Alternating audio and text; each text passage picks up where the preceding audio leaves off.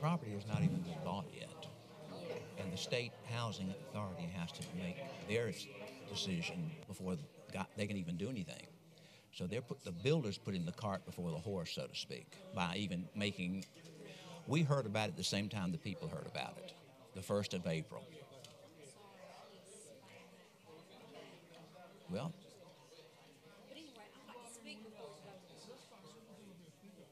there's a list this long of projects in the whole state. Two are in Richland County, 2 are in Lexington, and we get one of each in our municipality. It was 28th, and we got it first. I got mine the 5th or 6th of March.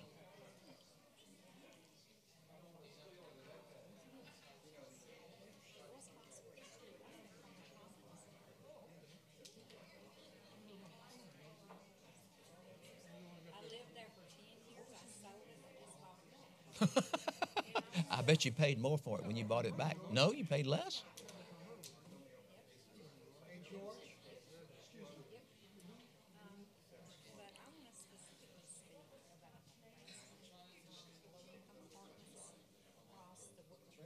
The ones that burned?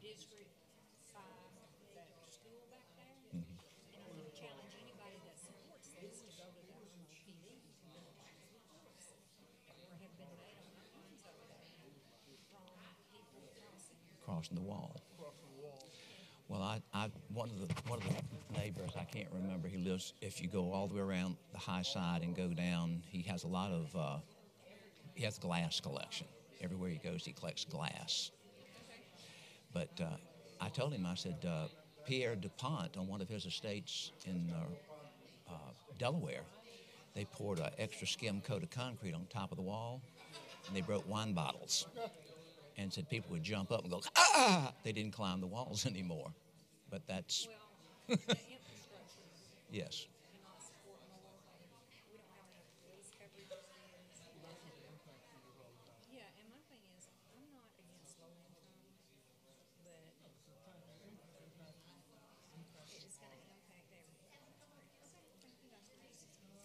You signed up, didn't you?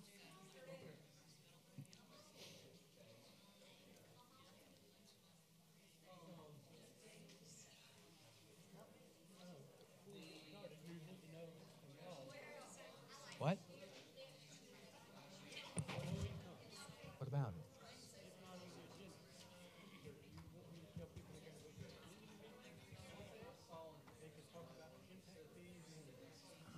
Well, which one? The low-income one is the one behind AAA. They're here. They're here. They're here about the zoning.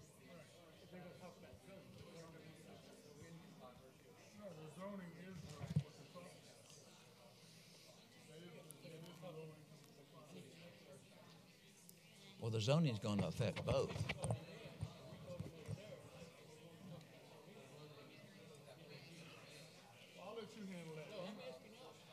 Well, zoning covers both.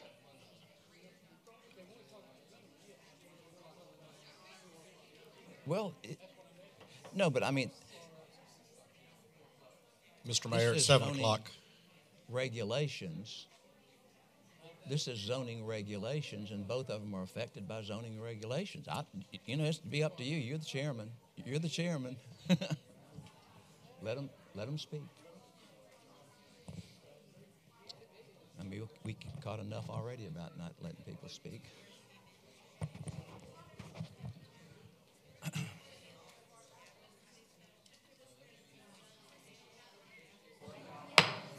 I will call the Irmo Town Council meeting to order, and I will recognize Councilman Waits to lead us in the Pledge of Allegiance and the invocation.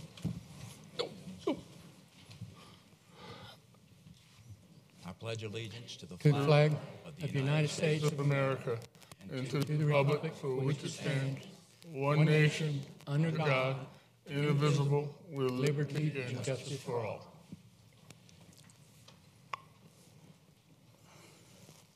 Heavenly Father, be with us tonight as we make decisions affecting our town and our community. Please also be with the folks in Paris, since they've lost one of the landmarks of their country and their faith. We've had a lot of fires lately in the town of Irmo. Just recently, one in Walmart, apartment complex on the outside of the town. Please keep us all mindful of these people and their needs. Please also keep our people who guard us, serve us, get us to hospitals. We ask all these blessings in your Son's precious name. Amen. Amen. Amen.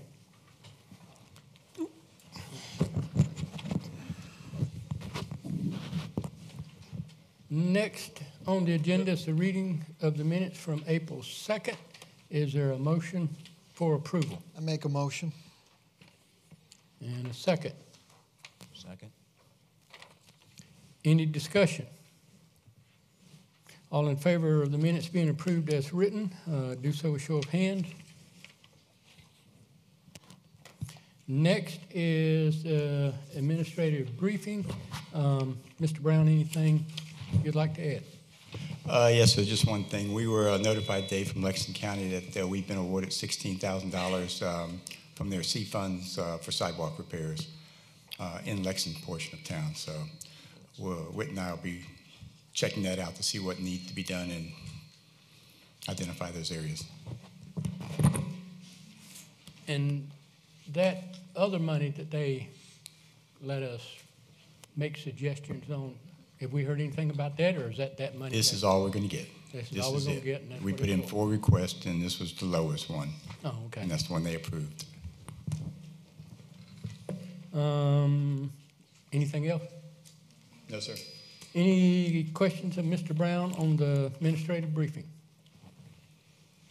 Mr. Brown, you sent out a letter to the South Carolina Finance and Development Authority that we had to sign. Did that letter go out? Yes, sir. And I noticed that Councilman Pouliot and Mayor King didn't sign it. Did y'all sign that letter? Did y'all actually sign it? We sent our own letter. You sent your own letter? Okay. Because this one was not signed by y'all, the unified letter from the council.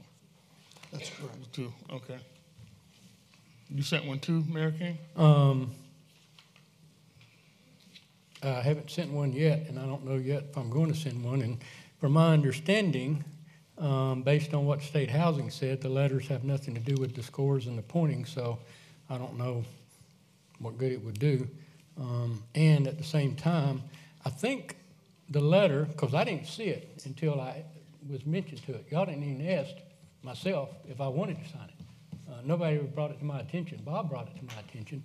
And some of the stuff on there, I think, was a whole bunch of hogwash. Some of it was not probably, I don't want to say truthful, but it probably couldn't be substantiated with facts and data. So I think also there was a request that the school board do one, and I think they refused as well. I don't know that I got 2 calls today about that, and both calls pertain to how they were going to do it, because they were concerned enough that, not the whole board, Right. 2 people were concerned enough they wanted to do something. But I have not talked to them since this morning. Okay. And any other question on the briefing, or any question to Mr. Brown on the briefing? Seeing none. And next is the code enforcement update.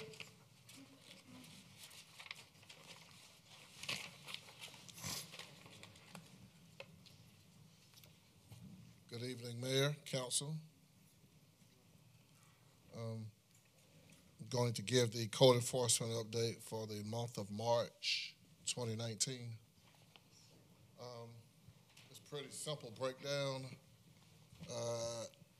Total complaints that we had for that month was 113, which included 2 tickets that was issued. Out of that, on that breakdown, we have about 10 unsightly violations, unsightly, unsanitary, 18 conditions for collections, 18 business checks, business license checks, that is, 3 animal complaints, 14 vehicle violations, and we had about 50 other complaints, which were either from the website, from email, or patrol. God bless you. And so a lot of these complaints turn out not to be a violation, but they were investigated also. These are complaints that have been called in to y'all, or this is what y'all driving by and saw? Or? No, so you're talking about the 50? Yeah. They were called in, or either emailed in, or either submitted on the website. And after investigating them, they turned out not to be a violation. Not that 50, but out of that 50. Right. Some of the other issues was like inactive sewer, which is something that we work with a lot with the Director of Public Works, and, other minor complaints. But most of them, I believe, were not even a violation. A lady called me about a sewer complaint on Warsdale, and it was before the big rain we had. But she said after the rain and they washed everything down, the smell of the sewer was gone. Did they call it into y'all? Do you know if they called into UWIT or whatever? Without an address and without being able to get to the computer and look at it, I couldn't tell you whether it's something that can pop. After the meeting, could you just see me before you leave? I'd like to give you that address and get Sure. Get you to check it out. She says it's gone after the rain, but. I'll let him finish, and then I'll address that issue. Okay, thank you. All right. And how many parking on the grass tickets, is that part of that motor vehicle? For the month of March, I don't see any. You haven't seen any? Not that I have here. Okay. We have the vehicle violations. We have 14. I don't have that particular. Oh, okay. I don't believe that there were, and we're talking about March. Right.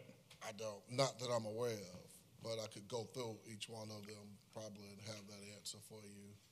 Well, it's not necessary. I just thought if you knew off the top of your head. Not off the top of my head. Okay, I'm sorry. No problem. No, sir. Any other questions? Thank you. Thank you. Thank you. Oh, I did have one more question. I'm sorry.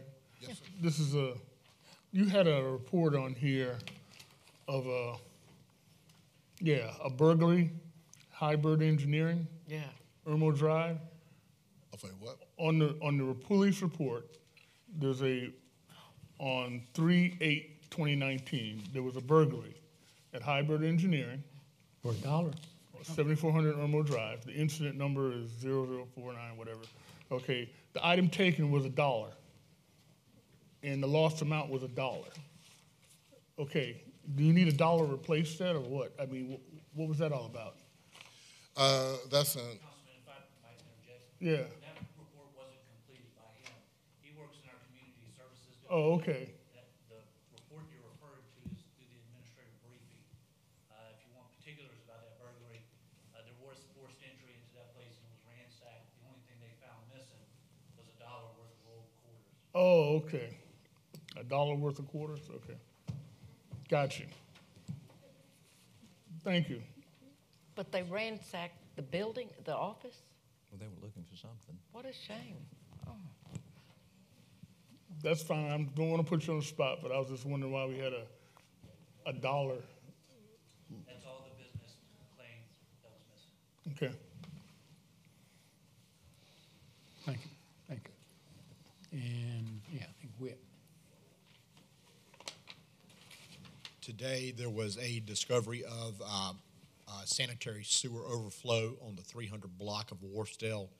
This is behind the creek, behind all these houses on Warsdale. So for roughly a week, sewage has been poured into Rawls Creek. I've notified DHEC. Blue Granite Water Service came out, got the clog out of the sewer line. so it's no longer overflowing, and DHEC is supervising the cleanup of Rawls Creek. So it's a pretty big spill, and hopefully it'll be cleaned up in the next few days. Okay, so there was a problem over there then? There was a big problem. Anytime you smell sewage, you need to call Town Hall and let us know, or the police department, one of the two. Gotcha. So we can go out and investigate, and the sooner the better. So if you smell it, you should never smell sewage anywhere in the town. If you do, please call Town Hall so we can get out and investigate, because this has been going on for a week and we didn't know about it. Right. No Well, like I said, I got a phone call, and then they said after the big rain, it was gone. The smell But as soon as you get a phone call, let us know so we can go out and look, because it's still coming out usually. Gotcha. Thank you, Whit. Yeah. And let's see, next is amendments to the agenda. Any amendments to the agenda? Seeing none.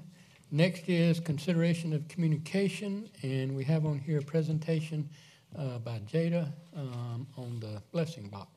Well, if I could, let me ask Jada to come to the front, but all of you got a picture of the blessing box. Mine's in color. It's in color. And what goes in the blessing box. And this was Jada's idea. It is an outstanding idea because we've done so well with the little library that I think it'll work. Go ahead, Jada, tell us about it. Well, first, it's not my idea. I stole it from the internet. You don't have to say that. So anyway, you know, the free library that we do, and we keep the books in for the kids. So I'd like to put this up before summer, before the kids get out of school, and, you know, pack it with food. My husband and I are going to donate this, so he will build it, and we will start it off with all the food. It's non-perishable food items, obviously.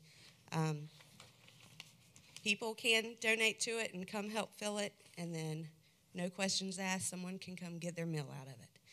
People all week have been saying, Jada, someone's going to clean it out. Well, what if they do? Then we'll put more food in it. Then we'll put more food in. So anyway, I'm asking y'all permission to either put it here at Town Hall or maybe at the police department. We like to keep cameras on it if we can. Where do you think the best place would, because I don't know. Either one, it's up to Now, you. we have, what do you call them, cameras at the park too, don't we? The community park. The park I don't suggest, and that's because of the trash. Witt's crew's going to have to clean all that up if the kids are out there, you know, busting cans and breaking boxes and eating Snickers. Snickers. I think they're less likely to do that here or at the police department.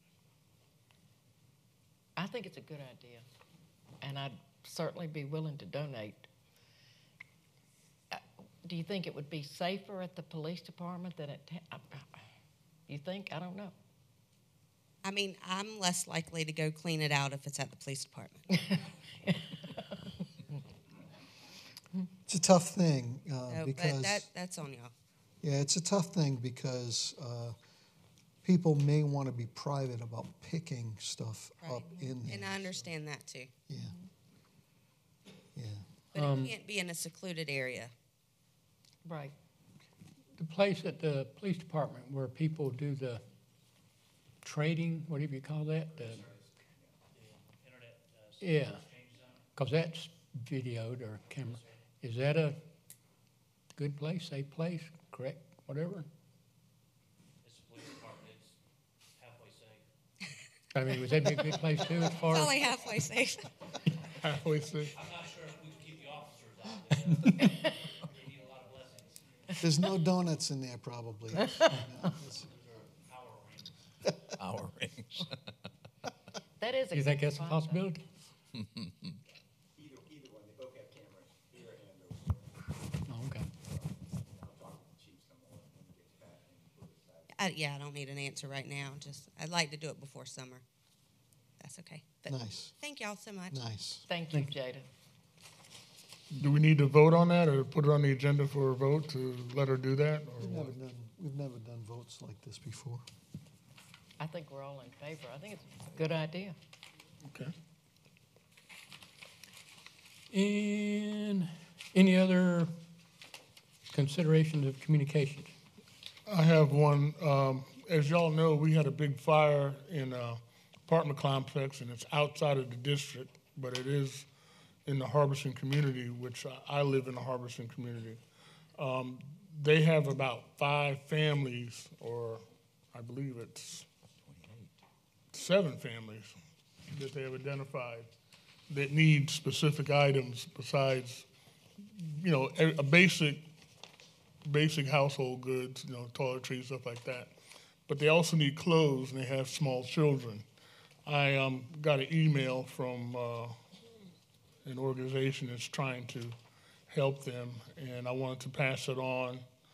The Harbison Community Center is actually accepting donations to help these folks out. And again, they're outside of our district, but they are in our community. And I will forward the email to you, and I will forward the email to you, Bob. If you can put it on our webpage or list, whatever we do. Again, the communication vehicle we use to get information to the folks. I'd really like for y'all to take a look at this and see if y'all have anything laying around in your home that could help these folks out. It really would be, I mean, they've lost everything. And, you know, it's kind of hard to get started when you don't have starting from nothing. So.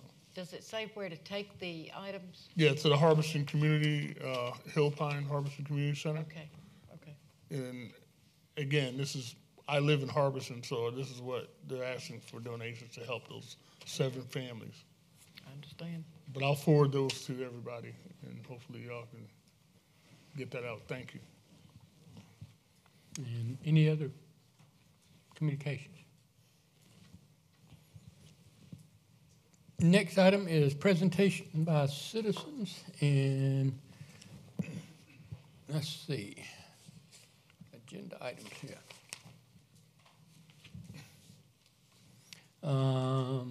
Mary Strickland. This is on agenda items, right? Yeah. Okay. Oh. Oh, okay.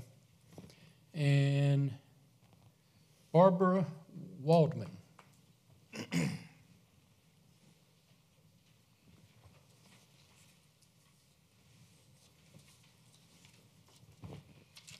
Good evening. I just wanted to speak tonight to encourage the town council members and Mayor King to vote in favor of the amendments to Ordinance 19.5 that would decrease the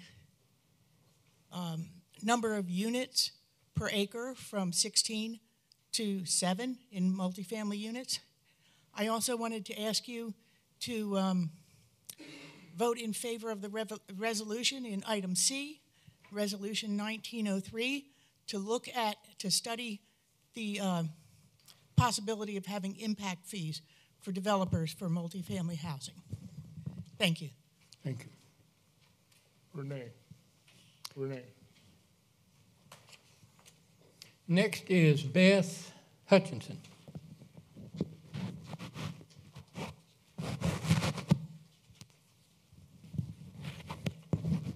Thank you. My name is Beth Hutchison. I'm a resident of Irmo, and I have lived in the Archers Court neighborhood for 26 years. First, I'd like to thank the 3 members, Kathy Condon, Julius Waits, and Barry Walker, for sending the letter to the South Carolina Finance and Development Authority. That was after our last meeting where we had so many people speak in public participation, where you explained your opposition to Parkside at Columbiana and Cooper Trace projects. I do hope the other 2 council members will join them in the opposition to these multifamily dwellings. Next, I'd like to thank Barry Walker, who added to tonight's agenda a first reading of an ordinance change that would change the density for multifamily dwellings from 16 units per acre to the original 7 units per acre. And I do hope that the entire council will support this change to Ordinance 19.5, which is item B on the new business agenda. I will add just a little note that it's very hard when reading that agenda to understand what that agenda item is about. I think that there was a lot of confusion as to realizing that this had to do with the multifamily housing. And I would encourage the council to look at ways to make the agenda a bit more transparent, where it would explain to the citizens exactly what the agenda item is about. I know it's difficult, but from the outside, it's hard to understand. So I would urge you to try to find ways to make it a little bit more clear for the citizens. As I mentioned, or as was mentioned by Dr. Barbara Waldman at the last meeting, she did a really quick look at the number of multi-family housing units or complexes within this area reaching out to the dam, and I believe she came up with about 20. I think that this community has more than enough apartment opportunities for citizens. I do think that it's important that we offer individuals and families options for housing, and I believe we have that in our community. But we must be careful about reaching the tipping point between a stable community of homeowners versus a more transient population. The positive social benefits from home ownership and stable housing are compelling. One, there's evidence from numerous studies that attest to the benefits of a majority of homeowners versus a more transient population. Home ownership boosts the educational benefit of children, induces higher participation in civic and volunteer activity, improves healthcare outcomes, lowers crime rates, and lessens welfare dependency. Owning a home is different than renting. With a home purchase comes the pride of ownership and the sense of belonging in a community where one has a financial stake in the neighborhood. Also, ownership entails greater individual responsibility, which may alter human behavior. Once again, I want to stress that I do believe a community has to have options, but we do have those options in this area. As a community and as policymakers, I think it would be wise to avoid reaching that tipping point where the percentage of homeowners decreases and the percentage of a transient population increases. I think that outcome would have an adverse impact on our community and our business owners. Therefore, I ask all council members to please vote yes in this first and second and third reading of the zoning ordinance, which will change the commercial and general zoning from 16 acres to 7. Which is item B on your agenda. I also encourage you to support item C on your agenda, which is to direct the Planning Commission to study impact fees for developers of multifamily housing. As has been mentioned, the impact on a community with a multifamily housing impacts safety, public safety, and all the rest. So I think it's important that we the council takes a strong look at adding impact fees to developers of multifamily housing units. Thank you for allowing me the chance to speak tonight. Thank you. And Joan Wilcox.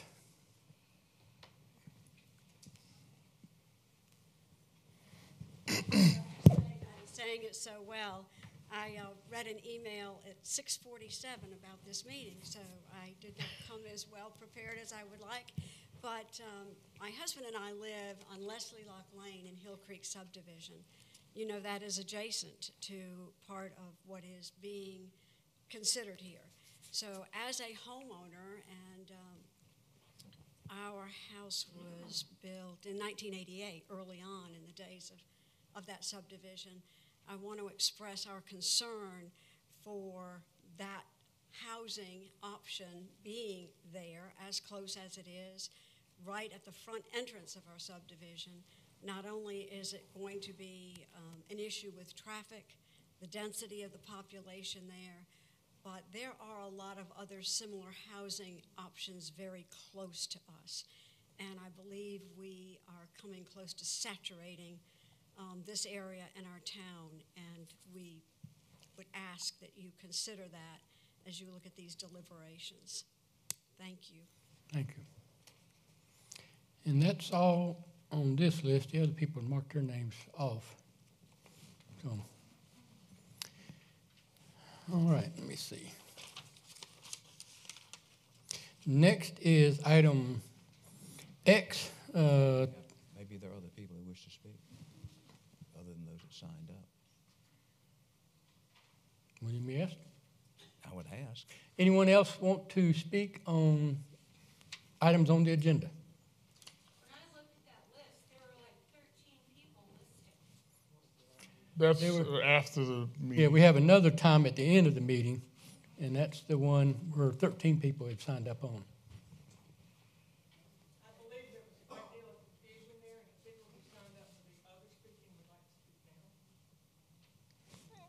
Y'all want to? Yeah, fine with me.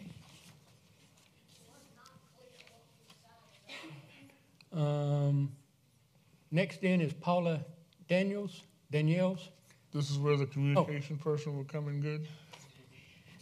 I don't know about that. Okay, go ahead. Hi, my name is Paula Daniels. I live at 125 Hamilton Park Drive in the Hamilton Park subdivision.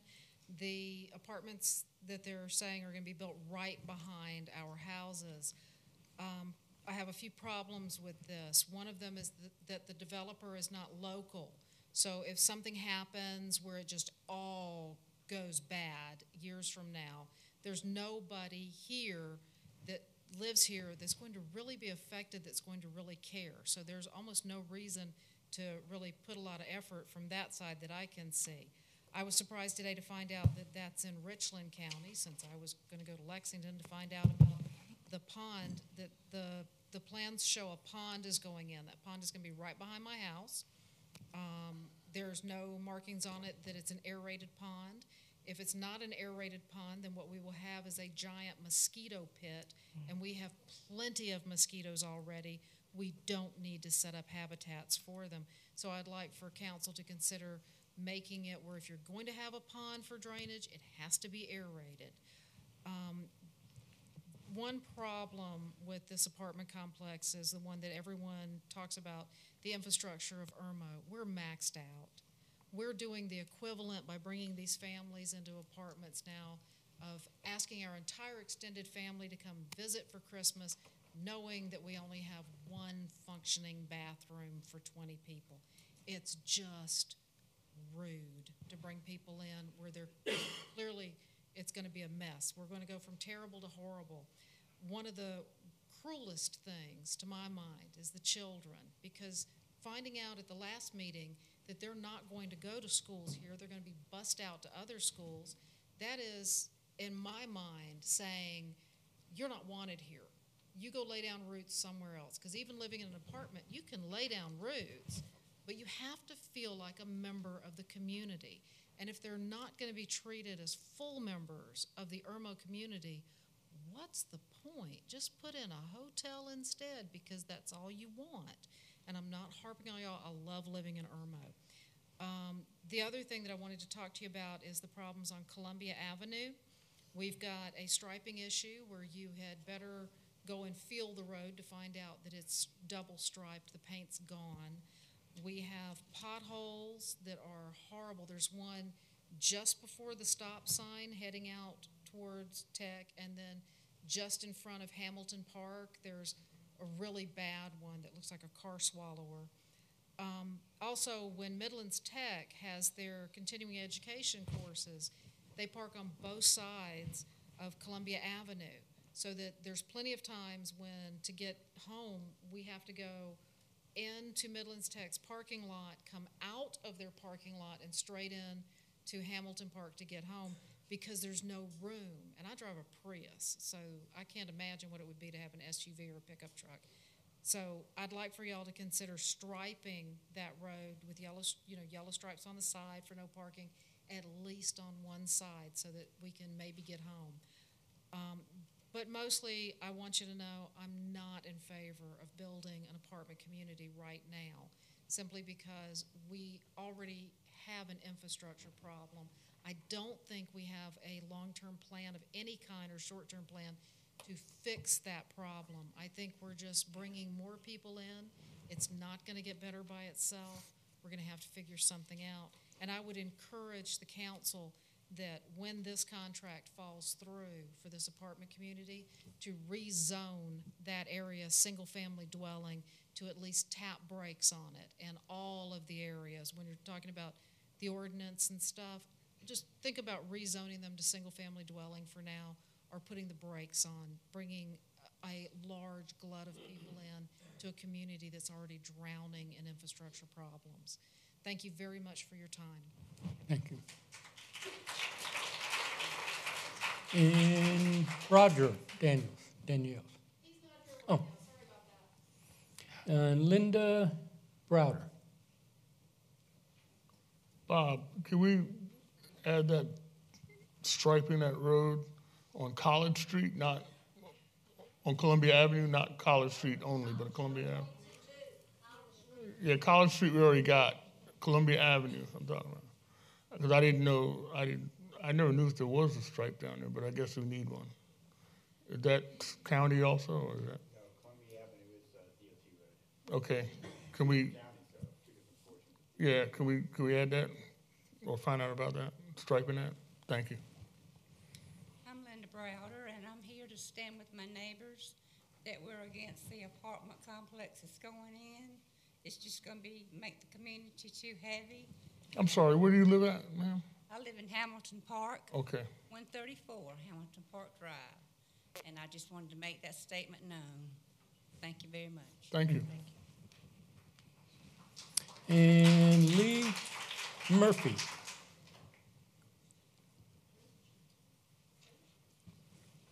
Lee Murphy. Or Leah? Yep. Leah. Hey, I'm Lee Murphy. I am at 1 Old Stream Court and Settler Station, another neighborhood that's going to be affected by the housing development. I moved here from Chapin 2 years ago.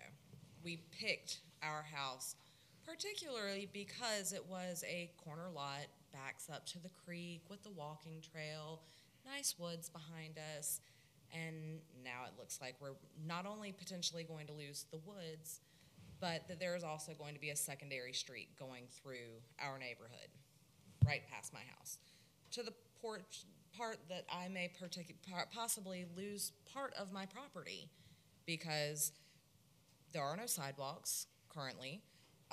The road itself is not really a road, so you're going to need to widen it. We have a storm drain on our property that's right there at the edge that would also need to be moved. So I'm a little upset. I don't know that any of these things were really taken into account, so I would like to ask that an environmental impact be done. I don't know if you guys need to request that or how we go about it, but I think it definitely needs to be taken into account. That will also look at the infrastructure issues, again, environmental issues, as well as just the human impact. So I would like to request that that be done. Thank you. Thank you. And Dan Ross.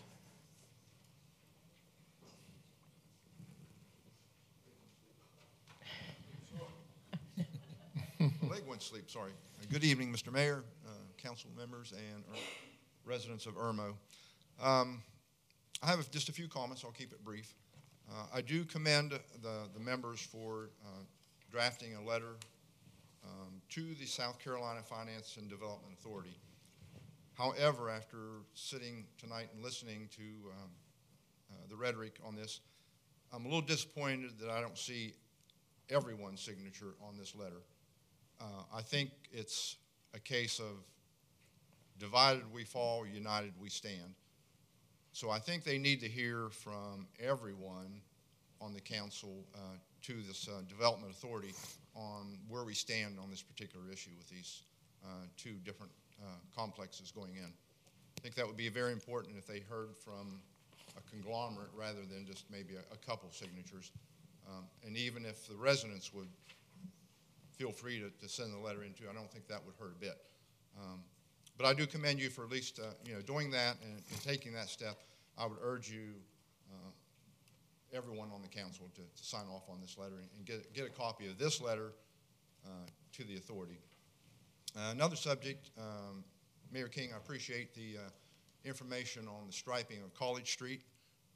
I didn't ever dream that there were 4 entities that own that street to get it striped, from the city of Irmo to Midlands Tech to whoever else that you mentioned in your email to me. But I do appreciate the effort. I look forward to seeing that project done. And again, hopefully we can all work this out for the best, what's best for our community and our people, and make this really a truly great place to be and to live. And thank you. Thank you. And Kay Brown? Yeah, Hamilton Park. Good evening. I'm Kay Brown. I live in Hamilton Park. I just want to reiterate the items that have already been discussed regarding infrastructure and also the environmental portion of it. You know, we talk about green space and keeping green space. They put those 50 units in, we're going to lose every tree back there. Some are huge oaks, and it just breaks my heart to think that we won't even have that. Not to mention that once you take trees out, you get noise. We have enough noise from the Lake Murray and the interstate now on certain ways the wind's blowing. I just wish that, I hope that will be considered as part of it. Thank you. Thank you. And Teresa Hawkins.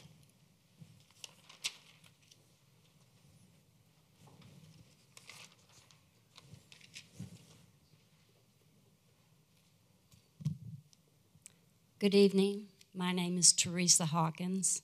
I live in Hamilton Park, in the wooded area of the proposed building site. I am going to want to speak from my heart, so I apologize if I don't have quite the skill or the knowledge that some of our speakers have had, and I'm very grateful for all that they have shared with us and their concerns.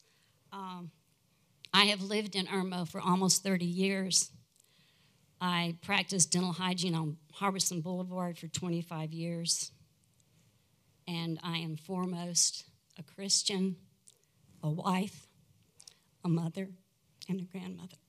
So I've been retired for 3 years, and I love this area in many, many ways. I tell people whenever they come to visit, I've been so blessed to be where I am right now.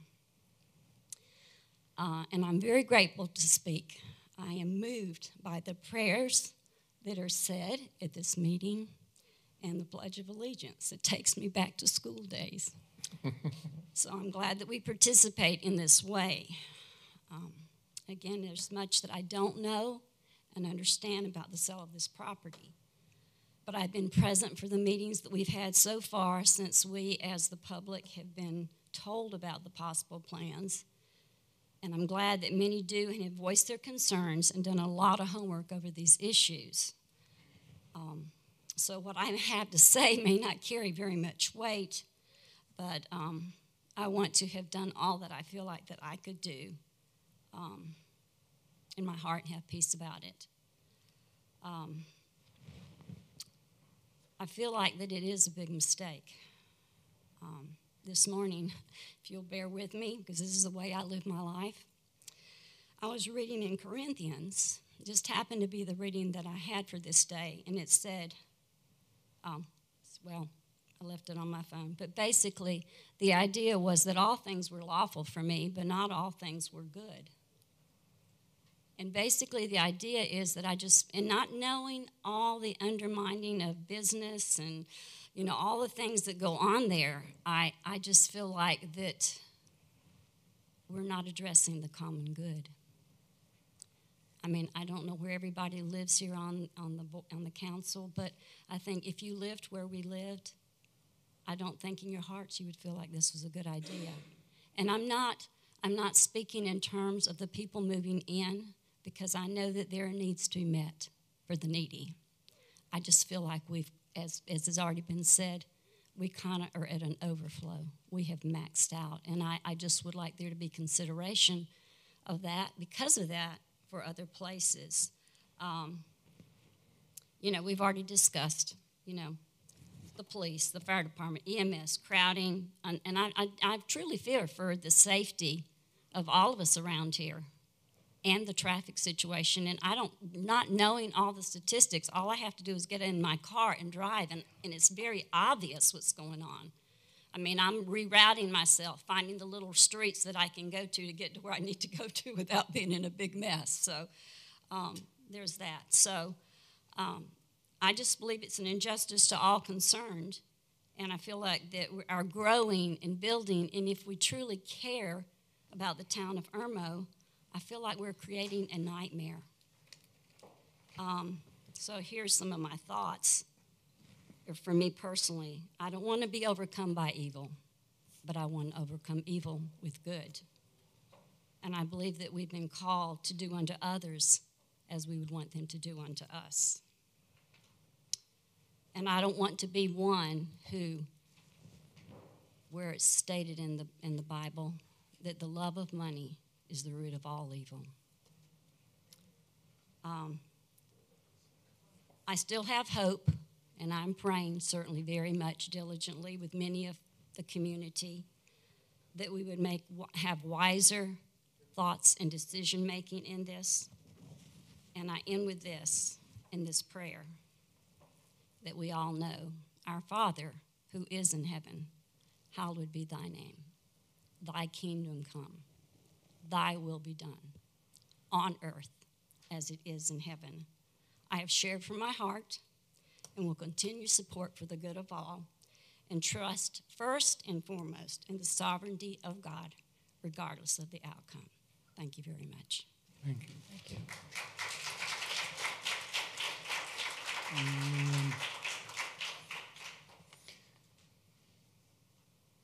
Miss Walker, is it Nasa?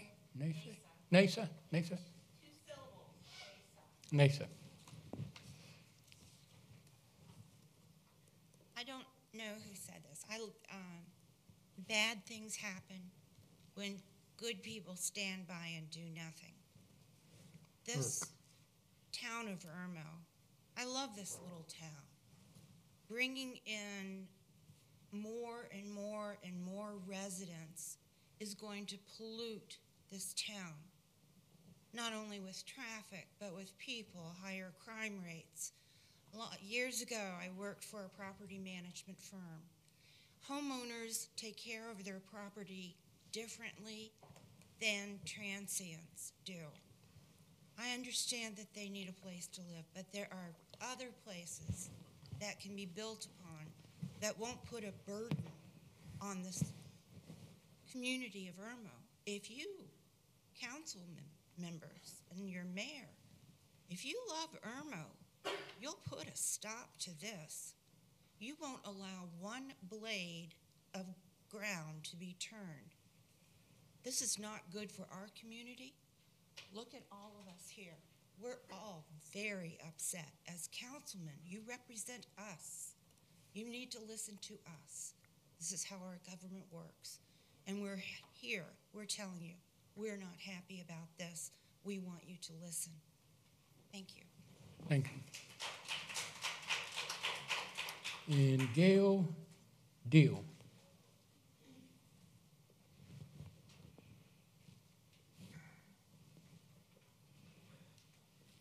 Mr. Mayor, council members, thank you for this, allowing me to speak. First of all, I want to go on record that I adamantly oppose this plan for many reasons. I built in Hamilton Park almost 16 years ago.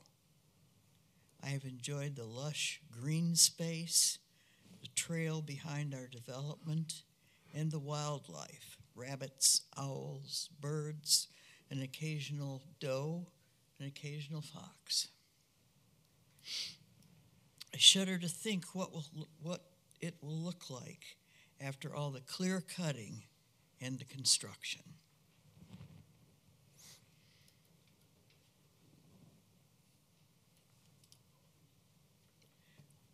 What will happen to our trail, which, by the way, is well used? I'm sure part of that's going to go too. Our schools, which were top-notch when my son was 5 years old, he's 43 now, are now overcrowded, fiscally burdened, and where will these children be educated and how? Traffic has been a growing problem. Parking is insufficient as the roadways along Lake Murray, College Street, Columbia Avenue, which is now a speedway, and Columbiana Drive. Traffic on Lake Murray and College Street is overwhelming, especially at noontime and at 7 p.m.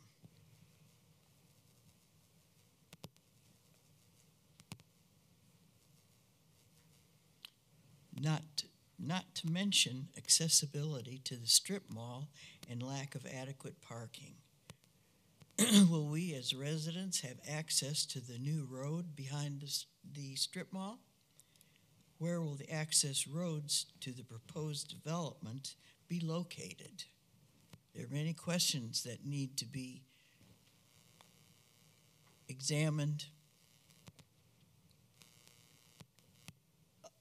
Plans for the already named development have been cloaked in secrecy to the population most affected. I am disappointed that the town of Irmo signed on to this project. Thank you very much. Thank you. Live streaming? Excuse me, Renee, is the live streaming working? And Tom Siler.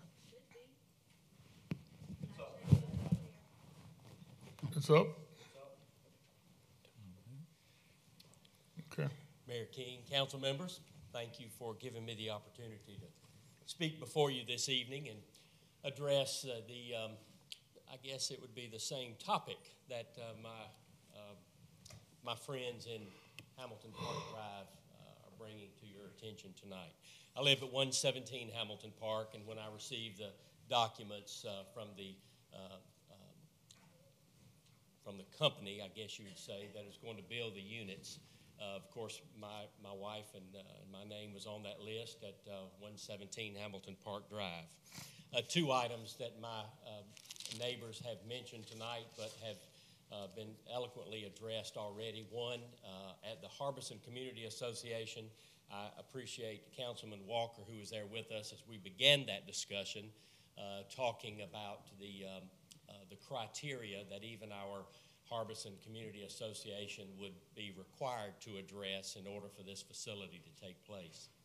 Also, as been mentioned tonight, certainly the wildlife that we do enjoy in that area, and certainly being able to frequent the 15 businesses that would be lined right in front of this facility certainly might be impacted as far as the traffic and the proposed 112 parking spaces that are outlined in the project proposal.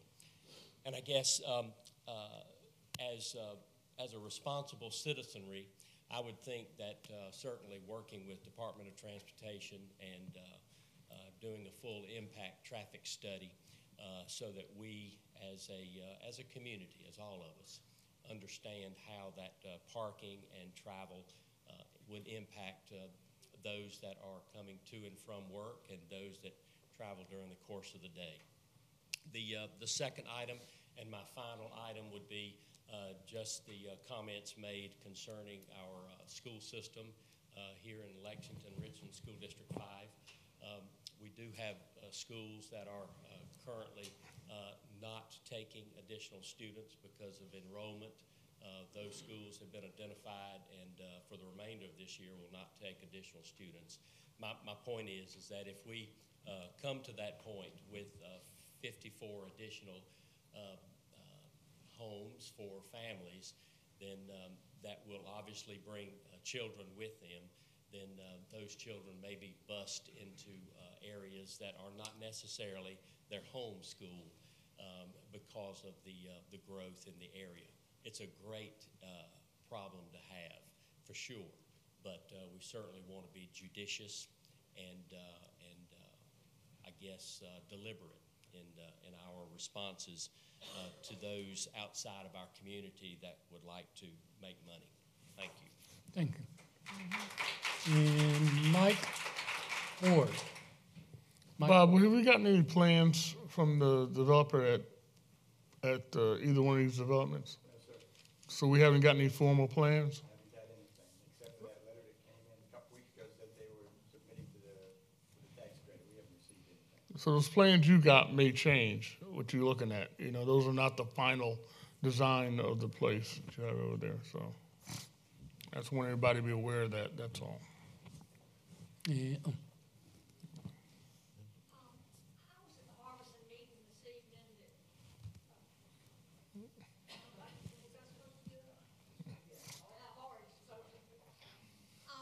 And someone said at that meeting tonight in Harbison, at the, it was what for the new candidates that were running for the board. So totally not part of this meeting.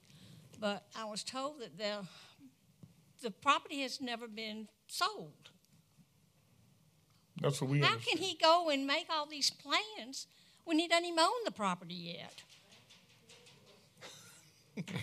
Really? So it has not been sold?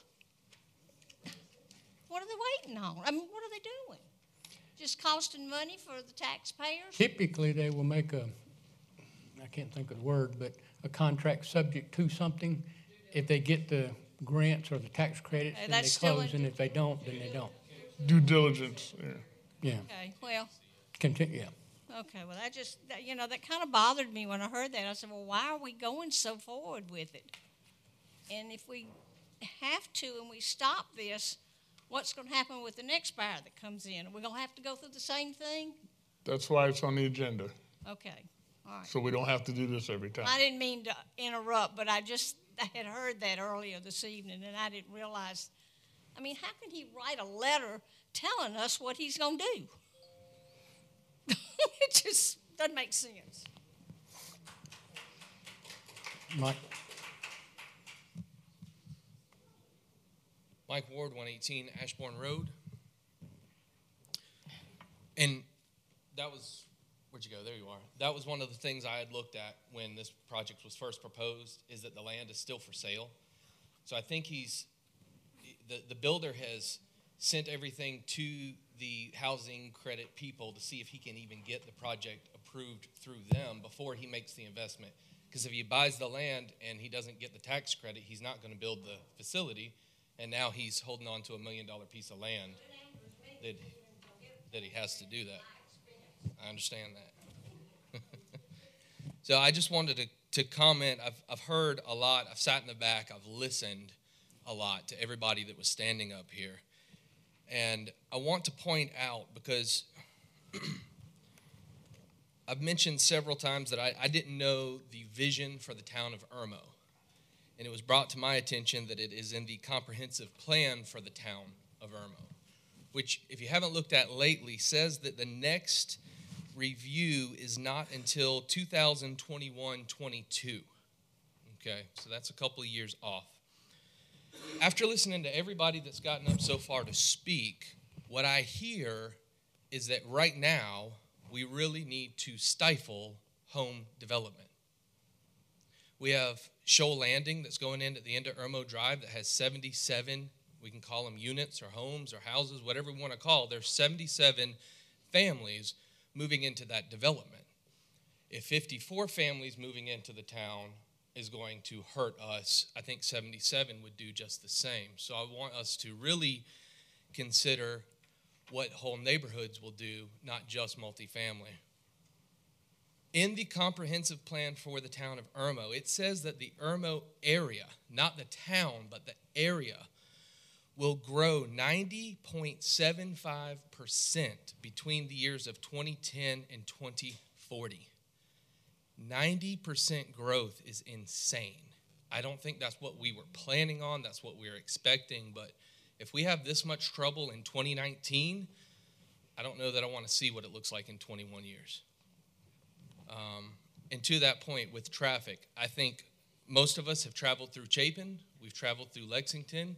We see what traffic does to a community. So I want to urge y'all to maybe amend what's on the agenda and not just look into the environmental and the traffic impact of multifamily complexes, but of any residential development. Thank you. Thank you. And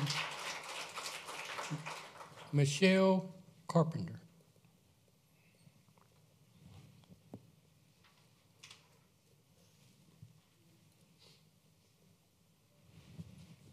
Michelle Carpenter, 112 London Pride.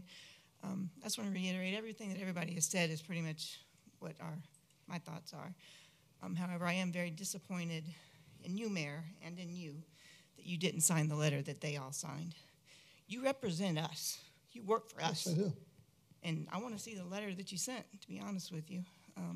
And Mayor, you don't care about Irmo. You really don't. This is the third, fourth time. I'm tired of fighting town council, to be totally honest with you. Now we got the sewer company raising our rates again. Again, they're raising our rates. By next year, we're going to be paying $100 for sewer if it keeps on like it is. And I'm really disappointed in you, Mayor. You don't really care about Irmo. You really don't. And if you did, you would have signed that letter. And I don't understand why you didn't. I really don't. Do you want us to be too crowded? Do you want us to have all kinds of problems? Is that what you want? I guess it is, because you seem to always go against the grain of what we want. Always. It doesn't matter what we want. You go with what you want. You work for us. I want you to remember that. You got 199 days left till election.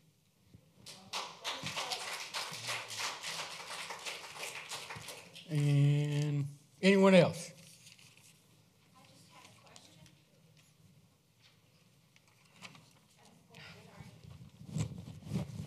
The letter that's in question about who signed it and who did not sign it, it was to a financial committee.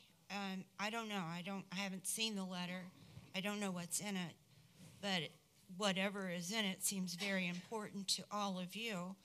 And Mayor, you said a lot of it was hogwash. I'd like to know what part was hogwash.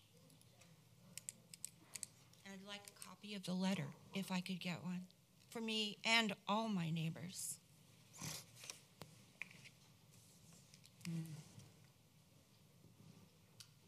I can help you understand what he was referring to. He was calling me a liar, and I've told him many times, you can call me a lot of things, but you won't call me quiet, and tonight you will not call me a liar. The statistics I gave you could have been verified within about 5 minutes if you would have went to the South Carolina State Department of Education's website. If you are worried about a lawsuit with this, I would start worrying about a lawsuit for defamation of character, Mayor. You should really look at me. But you won't, of course. So, that came directly from the State Department of Education. It also came from firsthand knowledge of spending half of my life working for the school district, 7 of those years being in Irmo schools. So please don't question whether or not I am honest. I think we all know who the liar is in this room. Secondly, the property is not sold, as she pointed out. I've been back there just itching to remind you guys of this. The listing brokerage is in this room, so if anyone has a question, please feel free to ask Brent Chitwood. Secondly, it is listed as active for sale. So who is going to sue you exactly for changing these ordinances? That's what the comeback has been the whole time. We don't want to be sued. You didn't mind being sued with the carport issue. You didn't mind being put on council to have your neighbors move their RV, but you mind standing up for the town that you were elected to represent. You mind calling citizens liars. You mind passing ordinances about parking in cars, justifying it by, we're concerned about your property value. Do you know what the number one factor of property value is? Schools. Schools are the number one factor. That's why land in Dutch Fork and Chapin is more expensive than land in Irmo, because, excuse me, but our schools are beginning to suck. That's all there is to it. So, come election time, I better be able to park my car wherever I want to on my decreased valued property if this passes. You don't get to pick and choose what you're going to pass based on what you want or what your friends want or what your committee members want. You will hear from me about calling me a liar. You could have taken 5 seconds of your time, which is what you get paid to do, to verify the information. There's also a school board member who's spoken twice. I'm sure she could have verified it for you too. But instead, you decided to not sign the letter and continue to be an embarrassment to Irmo.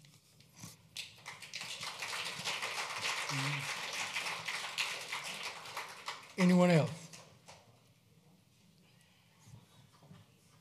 Who is this masked man? Thank you, Mr. Mayor, and certainly Town Council.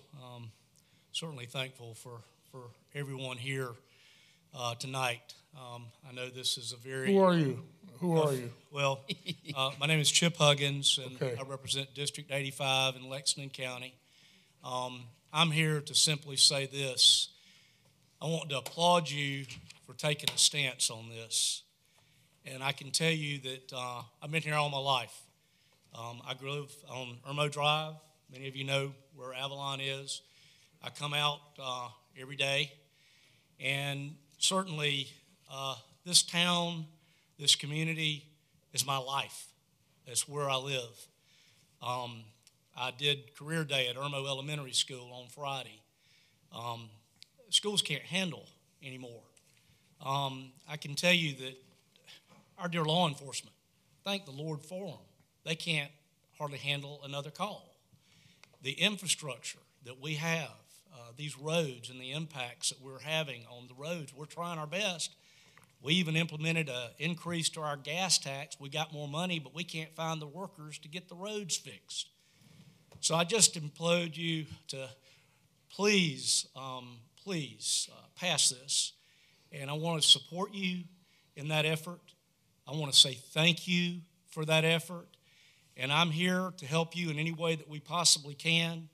I just want to say thank you for taking this up, and I hope you will listen to us and our community, and we're thankful for all you do as a town council. Thank you very much.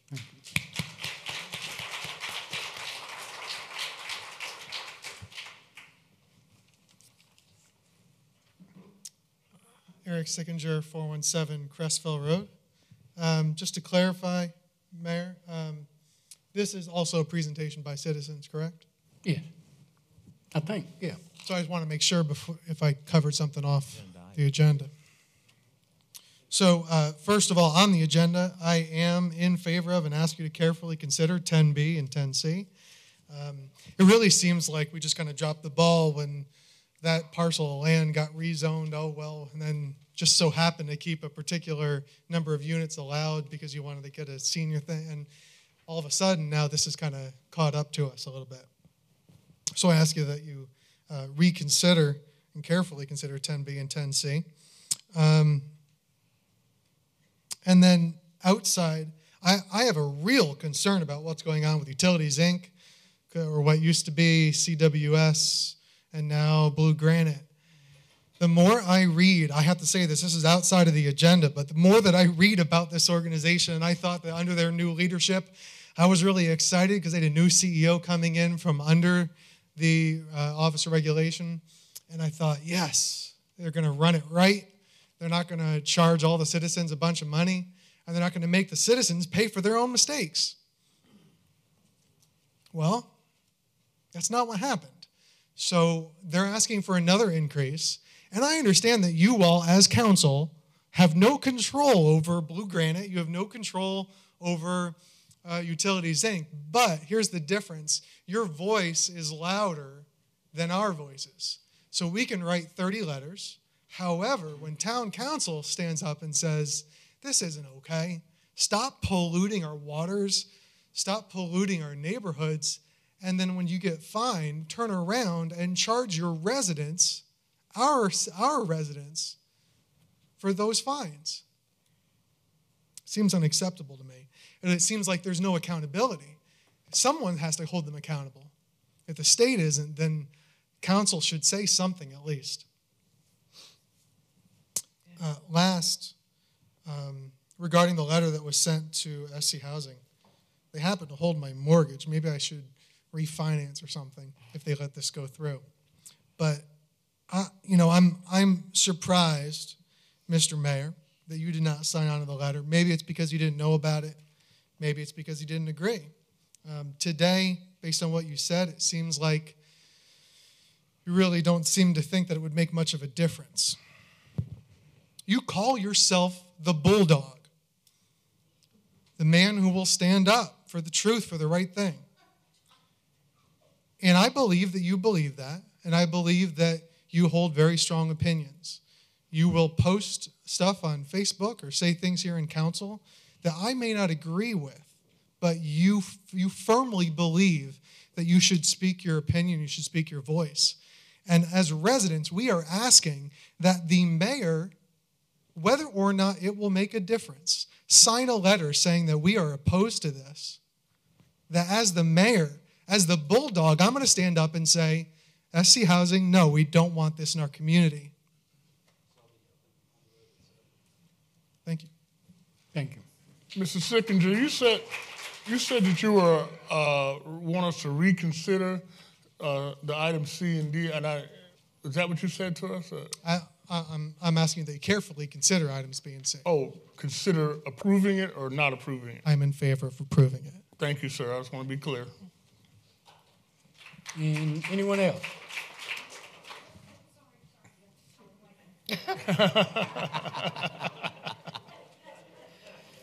Well, he was a gentleman. Paper, perhaps you couldn't read my penmanship. My name is Bonnie Stewart. It was Cosper. Oh. It was Cosper until 2016, and I live in Carmel Commons. I purchased my house in 2007 and lived there until June of 2017. Recently purchased the same house back. And I am, for everyone here that is going to be impacted by their property being adjacent to some of these proposed developments, I am the face and the voice of what you're going to expect. I would challenge the council to go to the police department and to pull all of the records associated to calls at 201 Blue Cedar Road, as well as the other properties along that brick property line between our property and Harbison West. It's been an ongoing issue. About a year before I left, finally, after lobbying, I went so far as to even complete a grant application for District 5 school board and take it to them. Finally got a fence put up, but it would astound you where they put the opening for yard maintenance of that fence. And it has been somewhat of a deterrent, but not as it should have been. Now, I want to specifically thank law enforcement, the individuals in our community, and the fire and rescue personnel, because they're strapped. And that is a low-income housing project. I have nothing whatsoever against low-income housing projects. The problem that I have is that parents need to parent their children. We need to be responsible property owners. We purchased our single-family homes with an expectation that it would be safe, secure, and it would be as it was presented at the time of sale and maintained until there's like a land grab that's going on here where somebody becomes aware through whatever channel that there's certain property available and they're going to run in and quietly apply for federal grants and subsidies to build these types of facilities. Okay, to speak to the school and the infrastructure issues, okay, if we're busing children, we're going back to the 60s and 70s. Our children don't need to be bused. If we're going to bus these children that are going to be living at these proposed facilities, why not let those communities where those schools are located, why don't they entertain some of these types of resident groups having bills there? Why don't these developers go out and look at that? I think there's several things that I'm not going to say that the council hasn't done it, because I only became aware of this about a week and a half ago. But I have several questions, and they're rhetorical, since I did watch the streaming report on the last meeting, and I think you, Mayor Hardy, stipulated that you're not answering questions, but I do want to pose them. One thing that I would like to pose to you is, number one, your single-family home owners are the largest part of your tax base, other than businesses. Number two, in the last 7 years, there's been tremendous build along Columbiana Drive. That's impacted traffic. The infrastructure for fire and police response is going to be greatly impacted the more you add. And I would like to know if the council has actually called these departments together and sought the opinions of these personnel that we depend on and gotten feedback from them. I'd say the odds are probably no. But a lot of them live in this community too. They're impacted. And you know, I have had them out to my home numerous times, and by all means, please pull those reports. You'll be greatly surprised. And it's not just my property. Pull reports for Carmel Commons. And you know, they are limited as to what they can do. And you know, you talk about the striping on the road down here. You have 3 or 4 entities that are involved when you're trying to stripe a road. Well, guess what? The wall on that perimeter between Harbison West and Carmel Commons, you go from Lexington to Richland, you try to get somebody to come out there and respond when somebody's breaking the windows out of your house. And Chip Huggins, back here, he's actually been out. He and myself and some members of the District 5 School Board, as well as their communication director, we actually had a meeting before that fence went in. So there's a lot of issues when you continue to just drive people into a community. There's a lot of issues that impact the single-family homeowners. What you're doing by doing this is you're overloading the infrastructure. You're actually taxing the resources that are in place to where we receive substandard services, and that's all of us. I think one of the things that certainly needs to be done is that the State Department of Transportation, there should be a study for traffic in the area. And I wouldn't limit it just to this area that we're talking about here in the Harbison area. It should be Irmo, because it's all relative. Irmo is a beautiful place. Love it here. But foolhardy, poor decisions, for whatever reason, it's degrading what Irmo is. You know, the gentleman was talking about the huge percentage of projected growth between now and 2040 or 2041. That's not sustainable at all. Secondly, I would like to call for an environmental impact study. I would like for the council to do that on the behalf of the residences.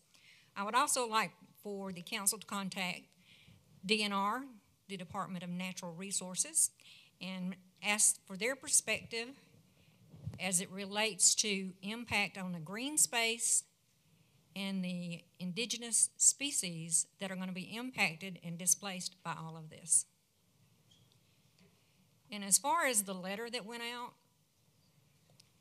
it appears to me and I'm basing this on previous council meetings that I had been to prior to my selling the home and then moving back.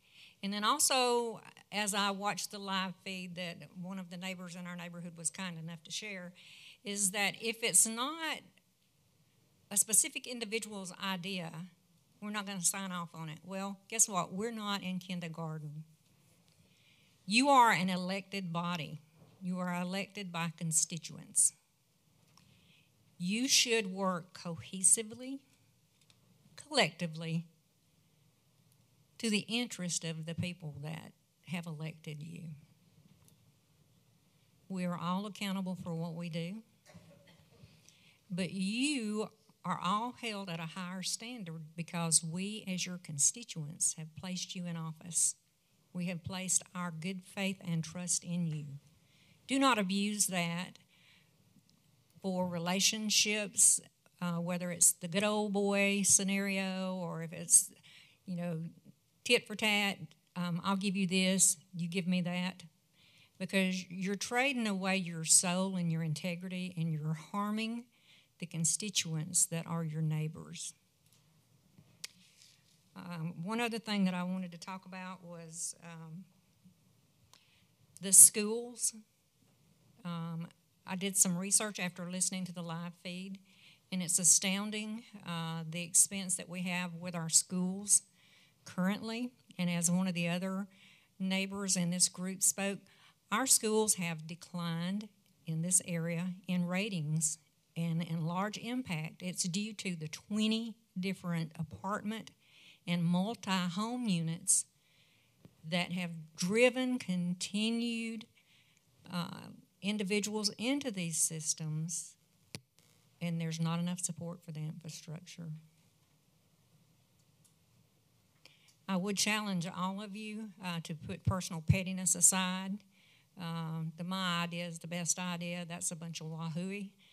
You need to look at what's best for the town of Irmo and everyone that has spoken here, because like I said, I am the face and the voice of the neighbor that for nearly 10 years lived before I got that fence put up to help control the traffic from that Section 8 apartment complex.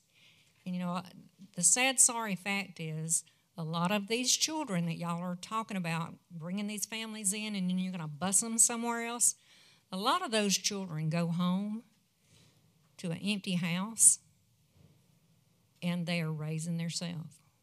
So let's compound that by building these 2 resident areas here, and then let's bus them somewhere else so they never have that feeling of care and community.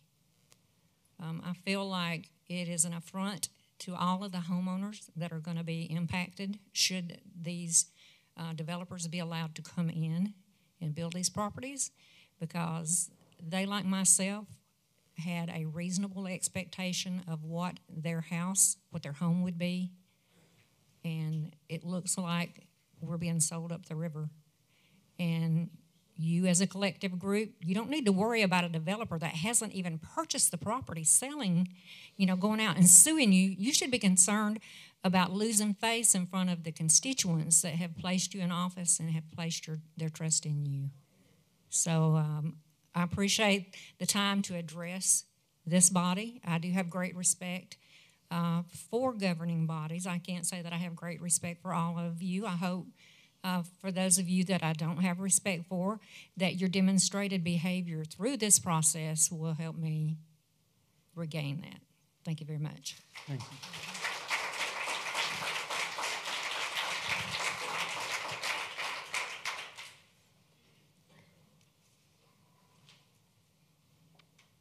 Good evening. My name is Jeff Gandy, and I'm the president of the Carmel Commons Association. And I would like to, first of all, say that I would ask the council to vote in favor of 10B and C, the rezoning of these properties. As they are not owned, there's no excuse not to vote to stop this in its tracks ahead of time. I would also like to say that as the people in this room have stated, and they've said it emphatically, they're against this. Now, Mayor, I find it disrespectful that you sit there and you don't even look at people when they're in here. I do. I've been watching you the whole night. And I've been writing and I do look. But I'm just saying. But I do. I've been president of the Association of Carmel Commons for 17 years, and I respect that sometimes you can't please everybody. I understand that. I understand that sometimes you have to make hard decisions. But this is not a hard decision. You've got people upset in the town of Irmo. They're upset because they're not seeing a governing body that's looking at the interest of the people. They're not worried about the infrastructure, the law enforcement. I'm former law enforcement. I know the impact. I've watched what's happened to subdivisions. I don't hear that being said tonight, but I've seen the destruction. I've seen the crime. I've taken my share of pains and aches from that. I just hope that you'll all consider that when you vote on this, and that you'll look at the faces of the people here, and if you do care about Irmo and want what's best for it, that you'll listen to the constituents. I'd also like to thank those of you that have put amendments to stop this forward. And I would like to also echo that I think that you should add the amendments for environmental and traffic studies to find out what the impact is. I listened to several council meetings before where to fix a drainage problem, y'all authorized a $10,000 study before fixing a drainage issue. Well, if you're willing to do that, why would you not do an environmental study and a traffic study on something that affects so many lives? What's it going to do to the education system? What is it going to do to law enforcement? I just ask you to consider that. And if you decide to buck against the people, we all know where the door's at. Thank you. Thank you.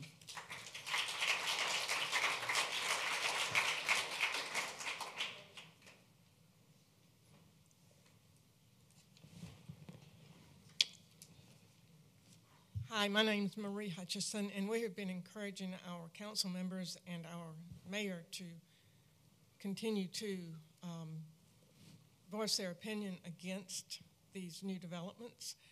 And we have some people who are with us, and it seems like some who are not. But right now, I would like to encourage everybody behind me and every one of your neighbors to write letters to these same housing authority people that we're asking our council members to write letters to and voice your opinion, because although their opinion does hold a larger weight than ours maybe, ours do count. And although our mayor said that what they say doesn't matter, it does. You're a politician. We know politicians like politicians. Thank you. Thank you.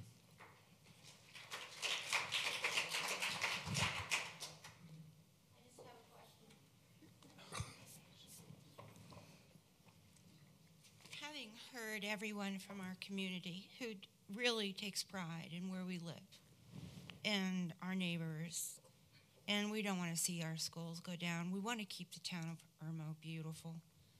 I have to ask you, after hearing from all of us, tomorrow, what are you going to do?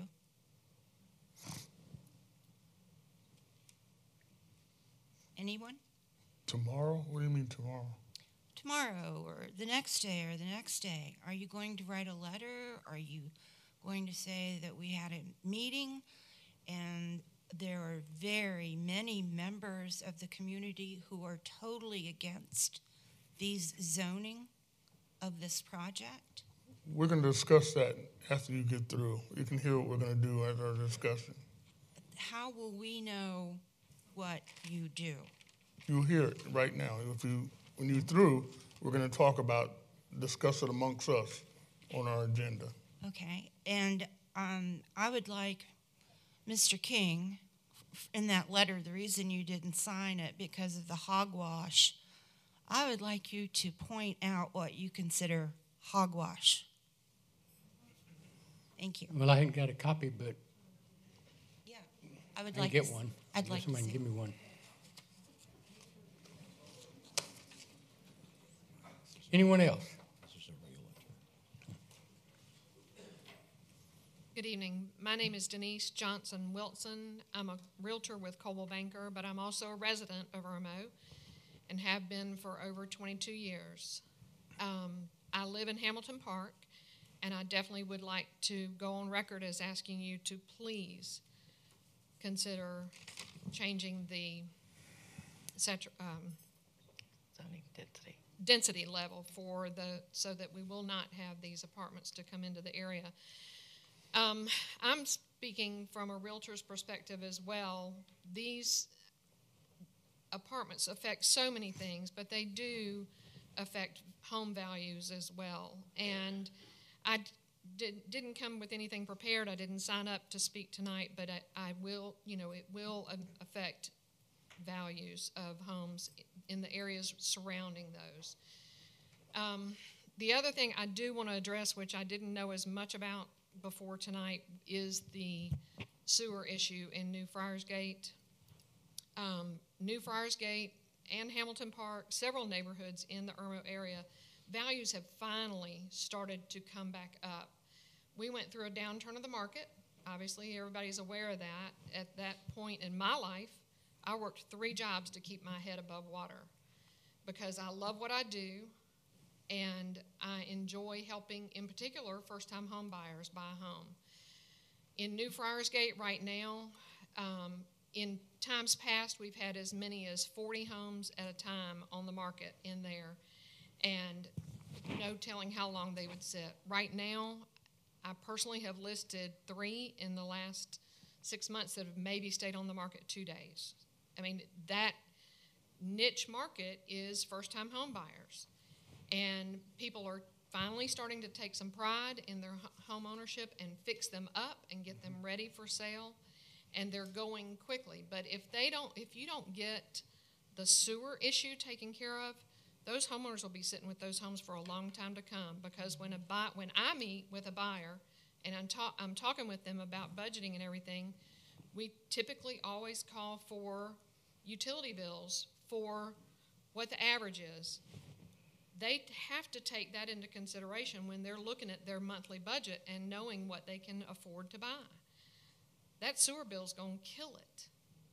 There's no way a first-time home buyer can afford $80 or $100 a month for sewer, if that's the numbers. I know I don't have the numbers exact, but regardless, it's an issue. If there's sewage coming up in the backyard, on the street, wherever, it's going to affect resale.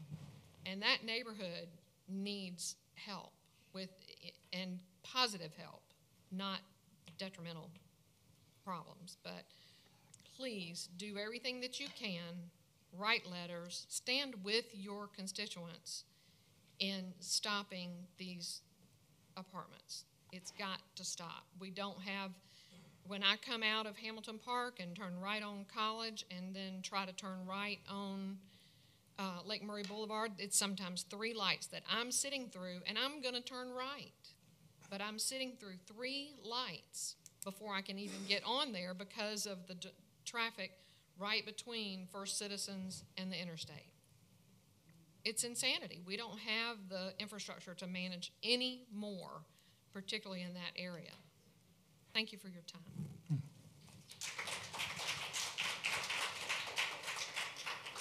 I promise you that the sewer issue is another battle that we will address, not tonight, but we will address that in the future.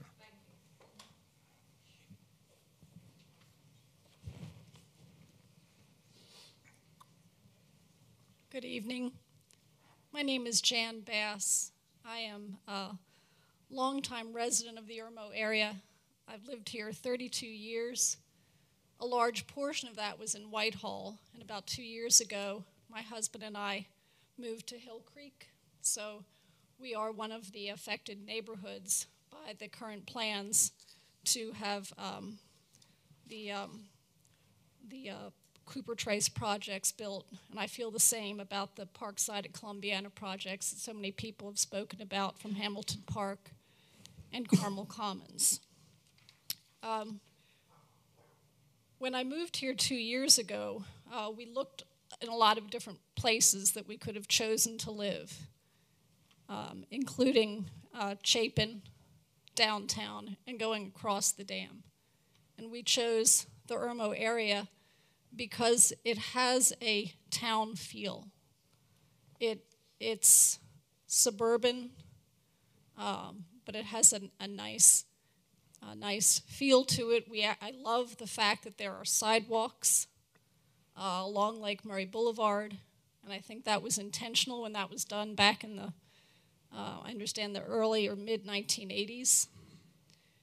We have 2 lovely parks. I just went to one of the parks on Sunday, both on either side of Lake Murray Boulevard as you're going down toward Columbia Avenue. They're what make Irmo, Irmo. Those small town feels, the sidewalks, the shops that we can actually walk to, some of the restaurants that we can walk to, and the parks as well.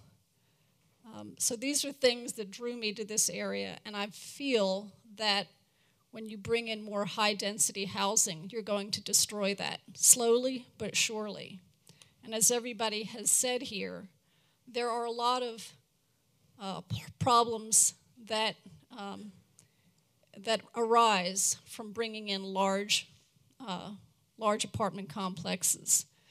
And I don't really understand the reason why it would even be considered, given that another attraction I had to this area was the fact that Lake Murray, the dam, is right down the road, 2.5 miles from Hill Creek, and I often drive there and walk across the dam. I love that about this area.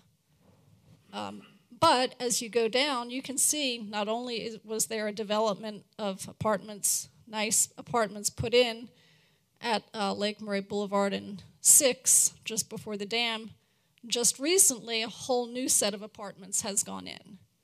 And that's a lot more high-density housing.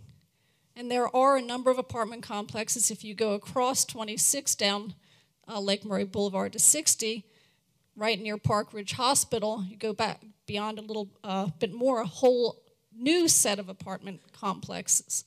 So we're saturated, and as a couple of people have pointed out, we're at a tipping point, and we have to consider what do you want? Do you want to retain that town feel of Irmo, or do you? And it's really it's suburban, but the more people you bring here, the more you're going to turn it into an urban feel.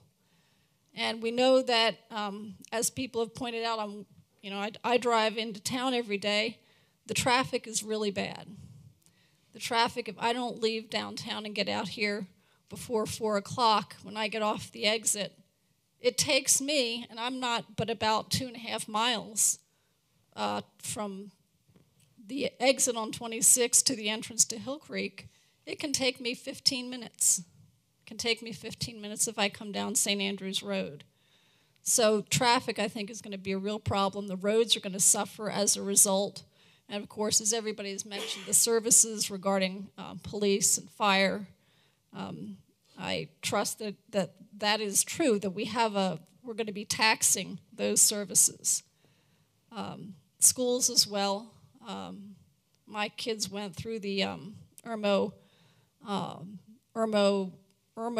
Middle School, Irmo High School. Lee Part we were at the time in Whitehall.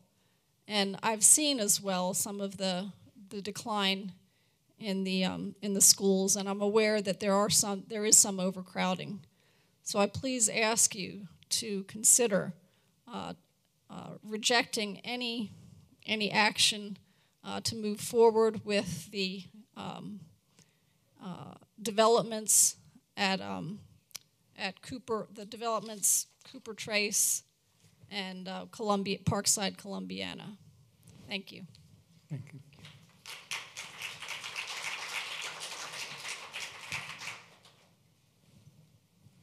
Is there anybody here that is in favor of this project going forward?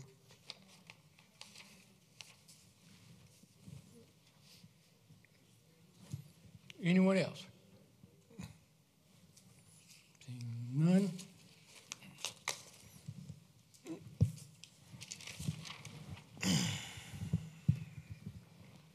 Next item is third and final reading of 1902. This is the one that has to do with the sign. Is there a motion for third and final reading? Make a motion. And a second. Second. Any discussion?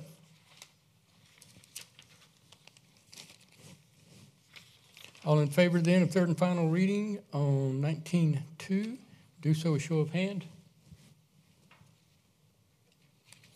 Next is the first reading of 19.4. Is there a motion for third reading, or first reading? So moved. And a second. Second. Second. 19.4. Oh, this is the one. He's asked to have it deferred until May 7th. Oh, okay. That ordinance. Yeah, that's the one that had to do with annexation, and they've asked for that to be. I withdraw my motion. Okay. I withdraw my second. And so you'll just put it back on next agenda, May something? I will. All right, next then is, wait a minute. First reading of ordinance 19.5. This has to do with the changes from 16 to 7. Is there a motion for approval? So moved. And a second. Second. And Councilman Walker. Thank you. As you can see, our current zoning requirements for general commercial allows 16 houses per acre as a maximum density. For 20 years, it was 7. And when we made that change a couple of years back, it went to 16. And not knowing the impact, and I think I voted for that change, and not knowing the impact of what the vote was, I thought it was only for that one particular area. I didn't realize that it was for all of general commercial. So in order to right what I voted for in error, I wanted to change that. But as I thought about this even more, and Bob, can you help me with this? I thought about this even more and said that even if we change it to 7, maximum density of 7, if you have an 8-acre parcel of land, you can still build what this developer wants to build, 54 units, on the entire 8 acres. So I'd like to amend my ordinance to say that we would like to amend it saying that we'd like to only allow residential properties being built in residential areas. In other words, in general commercial areas, you cannot build residential properties. That's a simple change to make.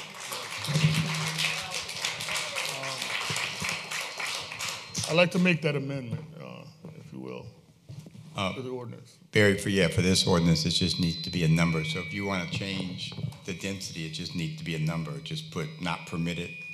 If that's what you want to change to this chart as an N for not permitted, that's what we need to amend. In general commercial? Correct. All right, so I'd like to make that amendment then to change that to N, not permitted, as opposed to 7. So, amend. Kathy's. And let me write this right. Amend to change 16 to N. NA. Is it not permitted or NA, Bob? N, okay.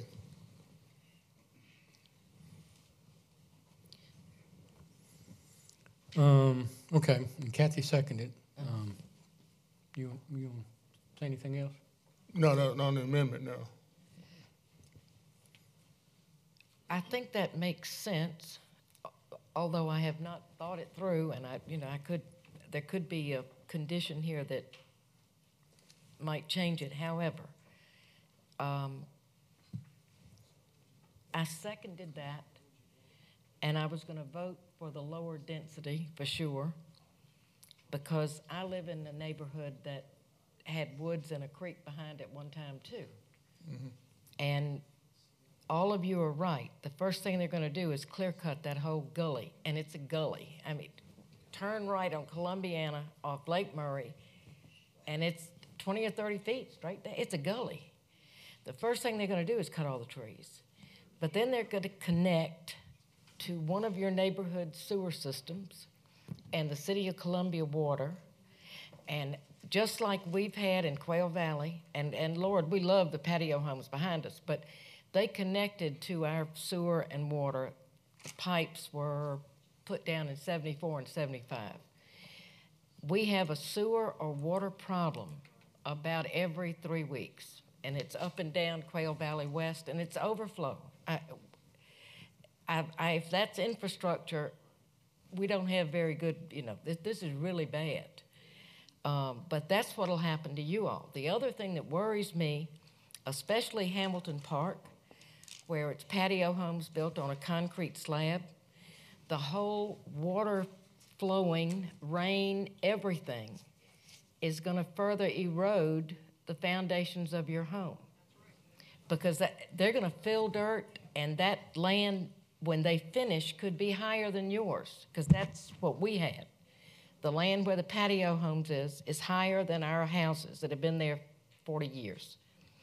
And now we have a problem with water standing in the backyard that we never had before. So there are lots of problems, but I'm most concerned about Hamilton Park and other concrete slab homes when all of the clear cutting takes place and when the rainfall and when that changes. So I'm happy to second that motion.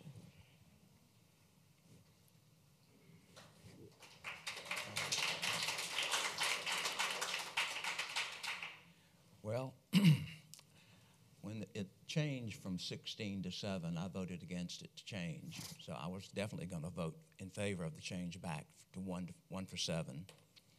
But this amendment sounds much better. I taught in the Richland County School District 1 for 34 years. And Brandy, I didn't doubt any of your figures because I saw it every day. Because I taught in Hopkins Junior High in Lower Richland, and I taught at St. Andrews right across from Dutch Square. Schools are important. That's why I moved to Irmo. I lived in Shandon, a house I inherited. I didn't have a mortgage, didn't have rent, but I had City of Columbia taxes, which got more sufficient or more excessive every year. In fact, one year they reassessed properties, and because my wife hung drapes in the windows in the upstairs that had never been finished, the tax assessor who didn't knock on the door assessed my house twice what it was, 5 years before. And fortunately, I had a relative in the tax assessor's office who got the tax assessor to come back and look. In Irmo, the town of Irmo, not the area called Irmo, because there's City of Columbia people who didn't know they lived in Irmo, the town of Irmo, because their mail comes through a Columbia post office. They get a Columbia mailing address. The town of Irmo has no property tax, has not for the last 12 years. Mayor John Gibbons was the first one to take money that was coming to the town that could be used to defer taxes, and eventually, after 3 years of reducing it, we have none. So you residents only pay taxes to Richland County or to Lexington County. These housing projects are being given out by the Housing Authority in counties that have applied for it. That's why we don't hear about it until it's been applied for. Doesn't mean it's going to be done, because the state has to decide which county gets which projects approved, because there's 4 up for grabs in Richland County right now, according to the latest state map. I think there's 3 in Lexington County. The state gives points to all these properties, and that's how they award tax credits, which attracts the people to buy the property and build the houses. We cannot stop people from selling their property. We can't stop people from buying their property. We can't zone things out without breaking federal laws. That's why this has all come about now, and we're trying to do what is legal so that we are not put on the front page of the newspaper or all channels at 7 o'clock tonight, or, well, now 11 o'clock tonight, that we've violated the rights of this person who wanted to buy this land and make some money from it. We also have another housing development on Salem Church Road that's just getting underway. I forget how many houses are going to be in it, but there are going to be some patio homes and some single-family houses. But it's going to be on both sides of Salem Church Road before you get to the railroad crossing heading toward Broad River Road. So that and the one on Irmo Drive, which is going to be a restricted, gated community. And they have 4 phases of construction, and they just finished phase 1 and are starting phase 2. So I don't know how many ultimately will be there, but they're in the zone. They got their plans approved by the counties and can't stop them. We can restrict how many houses can be on an acre of land, which is what this is dealing with right now. But once it's sold, we can't change it. So since these properties have not changed hands, that's what we're trying to do tonight. And as far as nobody knew, we didn't. Mr. Walker mentioned to one of the constituents that came up, the lady from Carmel Commons, the letter was dated the 26th of February. I got mine on the 8th of March. That's when I found out there was going to be one on Lake Murray Boulevard. The second one, I never received a letter talking about it until we came to our first council meeting in March, and in Bob's briefing, he said there's another one on the horizon. So we were blindsided just as much as anyone else was. Until they make a move, nobody knows what's coming. And like I said, when you sell your property, you don't know. Just like over here at, Costco, the Gentlemen's Club that's going to be built over there. My gosh, you never know what's coming. Apartment complexes on Broad River Road and on the extension of Lake Murray Boulevard across the interstate, which is not in the town of Irmo. It's still Richland County. We have no control over that, but they're in the Richland, Lexington 5 school districts, so they're going to feed to our schools. Our town doesn't own the school district. We just happen to be here. And I moved here for the schools. My son graduated from Dutch Fork High School and has done very well and got a very good education. And I agree wholeheartedly. We need to slow down the traffic growth in this area. When I was still teaching and I retired in 2007, I had to leave St. Andrews Middle School no later than 3:45, because all the men had bus duty. 3:45, I wouldn't get home until almost 5:30. And I don't drive slow.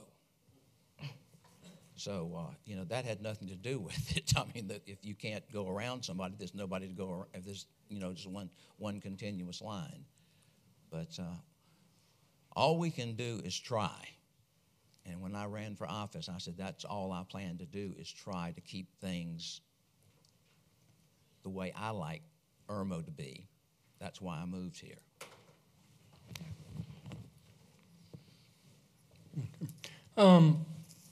I'm going to address some of the things that I can remember that were said, and not everything, but I will pony on what Julia said too. The state housing puts out a letter, whatever you call it, to let investors, developers know that they're got federal tax funds or federal tax money, and they're getting ready to open the door, open the application, whatever you call that, and let them send stuff. And they do all that. They go to meetings, they do whatever they do, and then they're notified of, here's the changes to the tax credit program this year as opposed to last year, and then they open up the window and let people apply. When they apply to the state housing, they're not required to notify municipalities. Some do, some don't. But we did get one letter from Cooper's Trace that was mailed to the council, and then we got one that was mailed to Bob, and he gave it to us at that meeting and told us about it. Most of them, from my understanding, don't buy the property until they get the funding. Kind of like buying a home, you contract out on it, and until the bank gives you the money, you don't actually close. So that's the typical. We don't get anything other than a letter and a little drawing, a topographical, that kind of gives an idea of what stuff is. It's not a in-stone plan, it's just a whatever you call it that says here's where the stuff is. So we don't know anything about it. So there's been no secret or no hush-hush or whatever.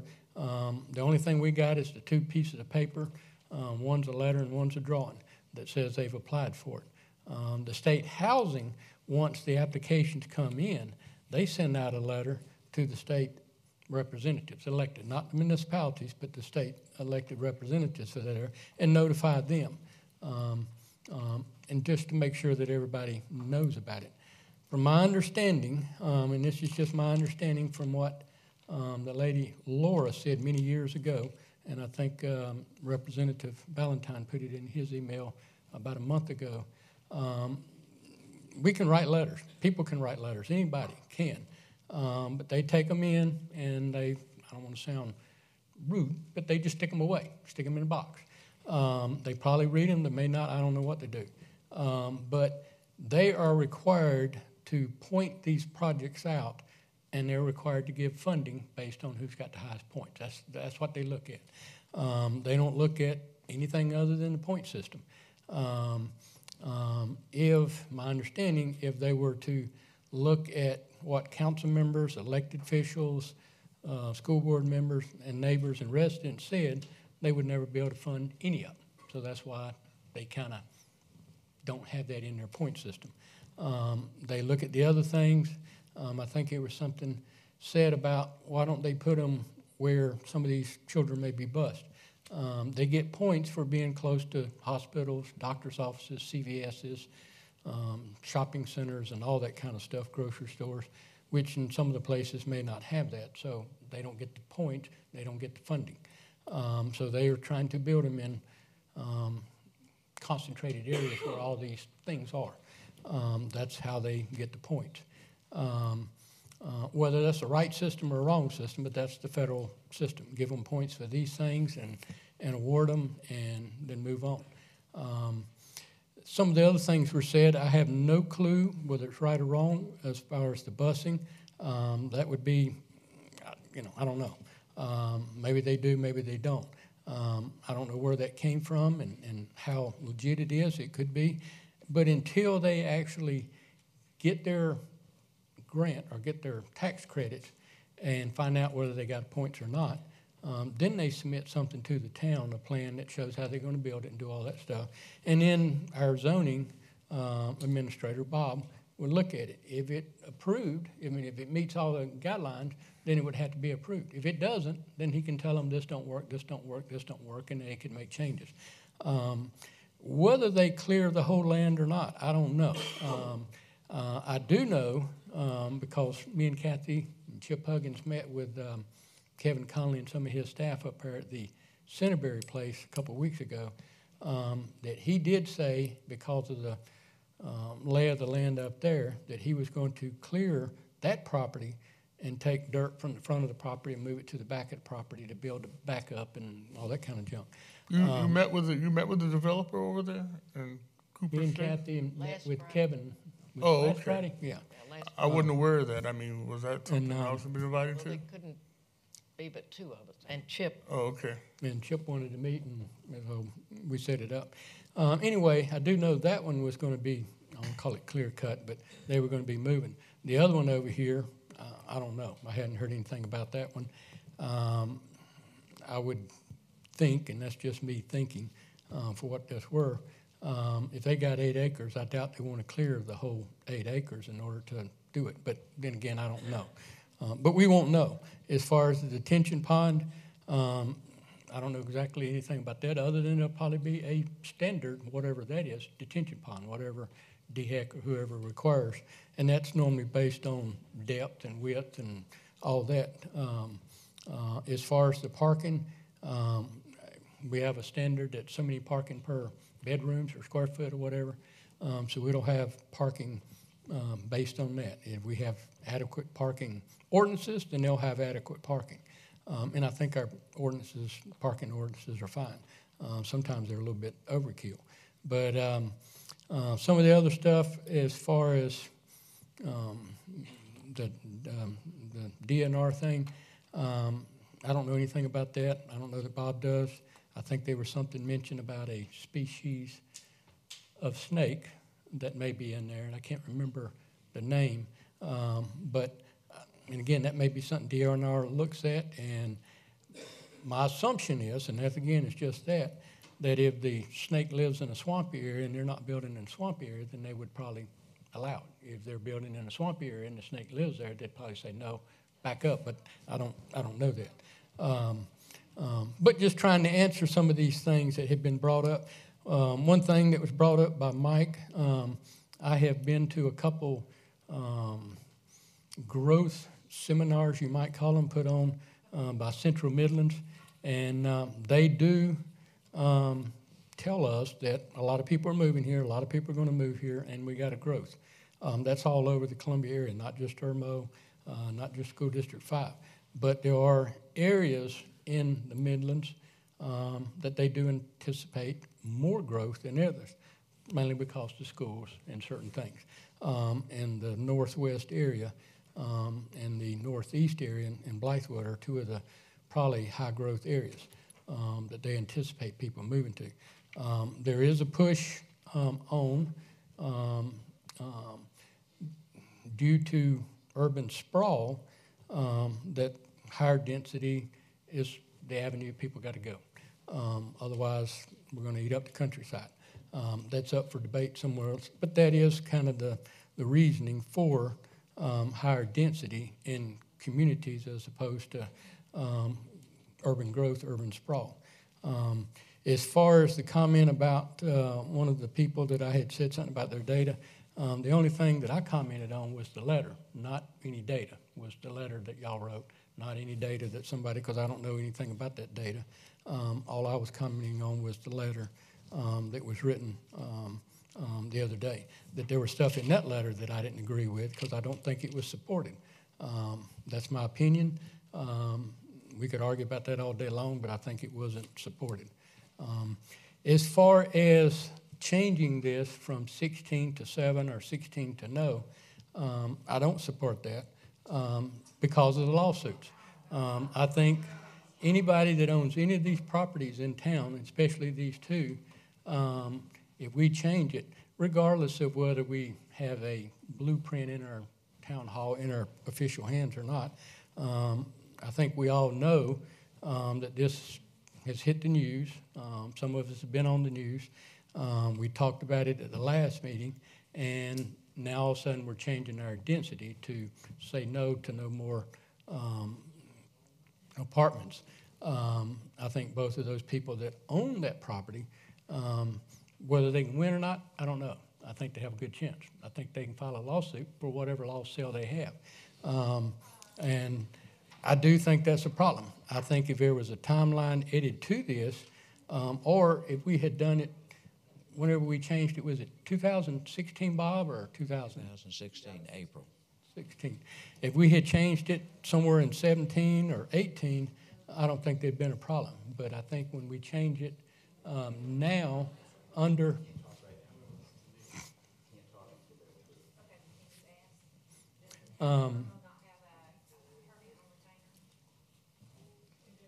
Let me go ahead. I think when we change it midstream on somebody, I think they do have a right, and I think they will exercise that. Now, what, to sue us? Yeah, for losing a sale. I think, and I don't know how much that property's worth, But if it were mine and I was selling something and somebody changed the rules on me midstream and I was a developer and had money, yeah, I'd probably file a lawsuit in a second. But that's my opinion. And I think, too, with the fact that this started off because of low-income housing and everything, I think y'all seen the emails. There's been some other stuff out there sent around about the disparate effect and the exclusionary zoning and all that stuff, which never thought I would ever want to learn up and educate on those kind of issues, but that's part of what we have to do. And I think being the fact that low income normally has a higher percentage of minorities in that group, then it's easy for DOJ to see or to assume that what we're trying to do is has a disparate effect, and therefore they have the right to sue if they so choose. I don't know. Wait a minute, are you saying that the minorities have a right to sue? No, DOJ. If we what? DOJ, Department of Justice. Would have the right to sue because what? Because of us changing the zoning. The zoning, when you change the zoning, right. There's and Eric it's a legal argument, I guess you call it, a legal stance that says that if you,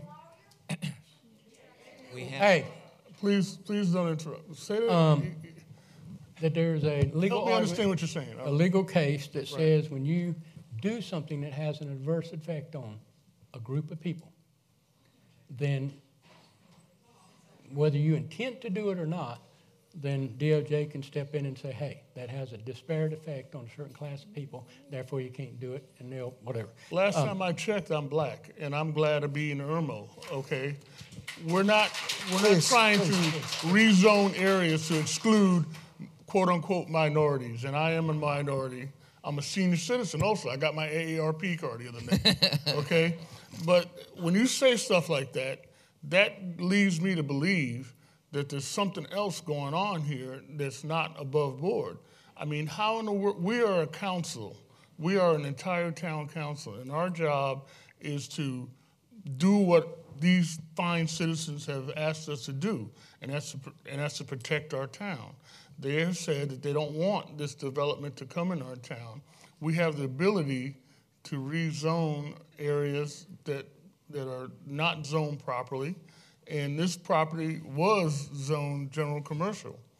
For the longest, I thought general commercial meant you can build commercial things on general commercial. I didn't know that you could build residential in general commercial, hence my amendment. We voted on it in 2016. I voted on it. From 7 to 16, and you voted for that. But I didn't know that meant in general commercial. That's what we voted on. Only in general commercial. I didn't know That's all we voted on was general commercial. I didn't know that it meant in general commercial that you could build multifamily or high density property in that. I was mistaken. So I'm correcting my mistake. That's all we voted on. I'm correcting my mistake. As far as, I mean, and again, we're talking about the amendment right now, not the actual what I have on there now. But I mean, I understand your long diatribe about what the possibilities of us getting sued. There was no long diatribe. I was just answering the questions and responding to some of the questions people had made. We and already I actually hadn't finished the floor yet, so either. So I'm not interrupting you, and you're in whatever. But yes, I think there is a good possibility that both of those property owners, possibly even the developers, I don't know about that part of it, but if we change it and they, quote, lose a sale, then I think they have every right to come to the town and file a lawsuit. I think we need to be aware of that because at the same time we're protecting the town from a lawsuit. Whether they do, whether they don't, but they still have the right to. Please hold it down and we're going to clear the room. So, Eric, I don't know if you want to address some of that as far as those terms or. It's on, okay. I could go on for a minute about about all the different ways that this could result in some sort of legal action. To address the one that was the primary concern here, there was the disparate impact. This is not dissimilar to the existing litigation we have, but it is somewhat different. It is basically what it is if the town does something, we enact whatever the law may be. The law may be we only allow $500,000 homes in the town of Irmo. I'm just going with absurdity so that I can point out the outcome. Only $500,000 in the town of Irmo. Well, all that the DOJ would have to do is come in and say, well, we've done a study on the economic distribution of wealth in the state of South Carolina and the number of people who would be able to afford a $500,000 home. And of those, 95% of them in the greater Irmo area would be Caucasian. And so you would be excluding from the town of Irmo any new people, and they would affect a protected class. You didn't intend it to do that.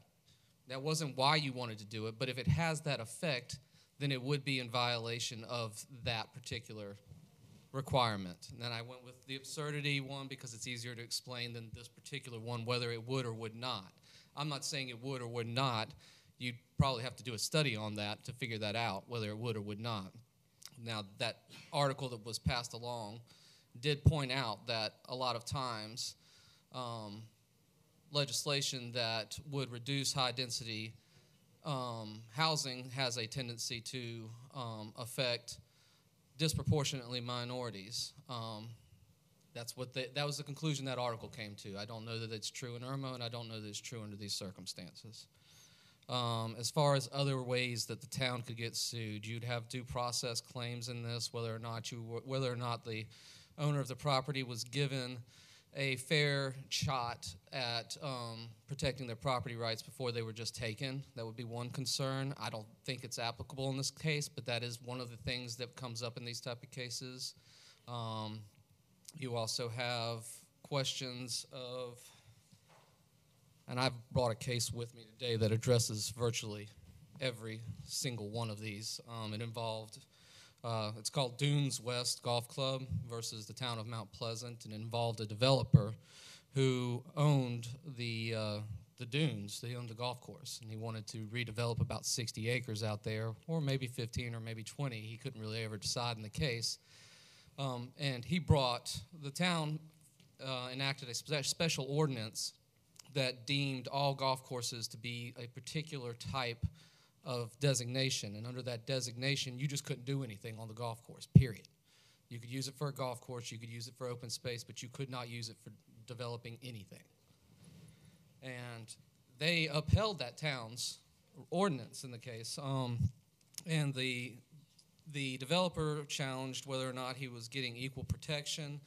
I don't think that's at all in play here in this case. I think perhaps your biggest concern, my biggest concern, and the one that you can't really ever protect yourself completely against is the takings argument. And it's not, in my opinion, a per se taking. You see that when, like, the town comes in and says, we're going to take an easement across your land so that we can have a sidewalk for the people to use. That's a per se taking. We're taking your property. But this comes into more of whether or not it's a regulatory taking.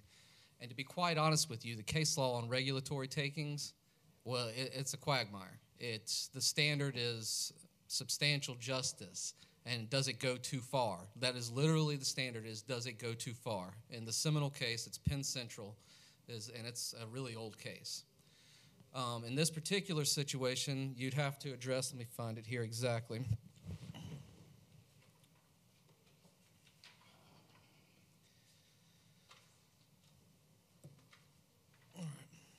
Again, it's fairness and justice. It says there is no set formula for deciding whether or not it's fair or just. So, for example, in one case, they found that it amounted to a taking when they prohibited somebody from mining the coal out of a piece of property, but that was the only value that they had in the property was the mining. They could still build on it. They could still do all sorts of things. But they said that was a taking when you said you can't mine. But then they also say you can't be so absurd because if you think about it, everything that you legislate is a taking if you take it all the way down to its minutia. And that's because, look at setbacks, for instance. We say you can't build within so many feet of the road. Well, then you've basically said I can't do something on my property. You've taken my value of my property. I should be able to build from corner to corner. So, again, there's no set formula. Could you get sued for it? Yes, you could get sued for it. Will they win? That's for a court to decide. And at the end of the day, that is what the case law says, is you have to take it on a case-by-case basis and see whether or not you went too far. And that's probably the realest one that you would have to face, is whether or not the current property owner said, hey, you went too far when you changed it so that I couldn't use my property to build apartment complexes. Bob, this is general commercial zoned right now, right? In general commercial, they could build basically a strip mall there if they wanted to, right? So we're not taking any use of a general commercial zoning away. All we're saying is that in general commercial, you can't build residential dwellings. That's what we're saying. So we're not taking anything away from them. They can still build general commercial property, commercial buildings on that property. And that's worth more money than residential, I believe, isn't it? Well, to answer that, years ago you could do 7 in town in general commercial, and then in 16 or whenever it was, we changed it to 16.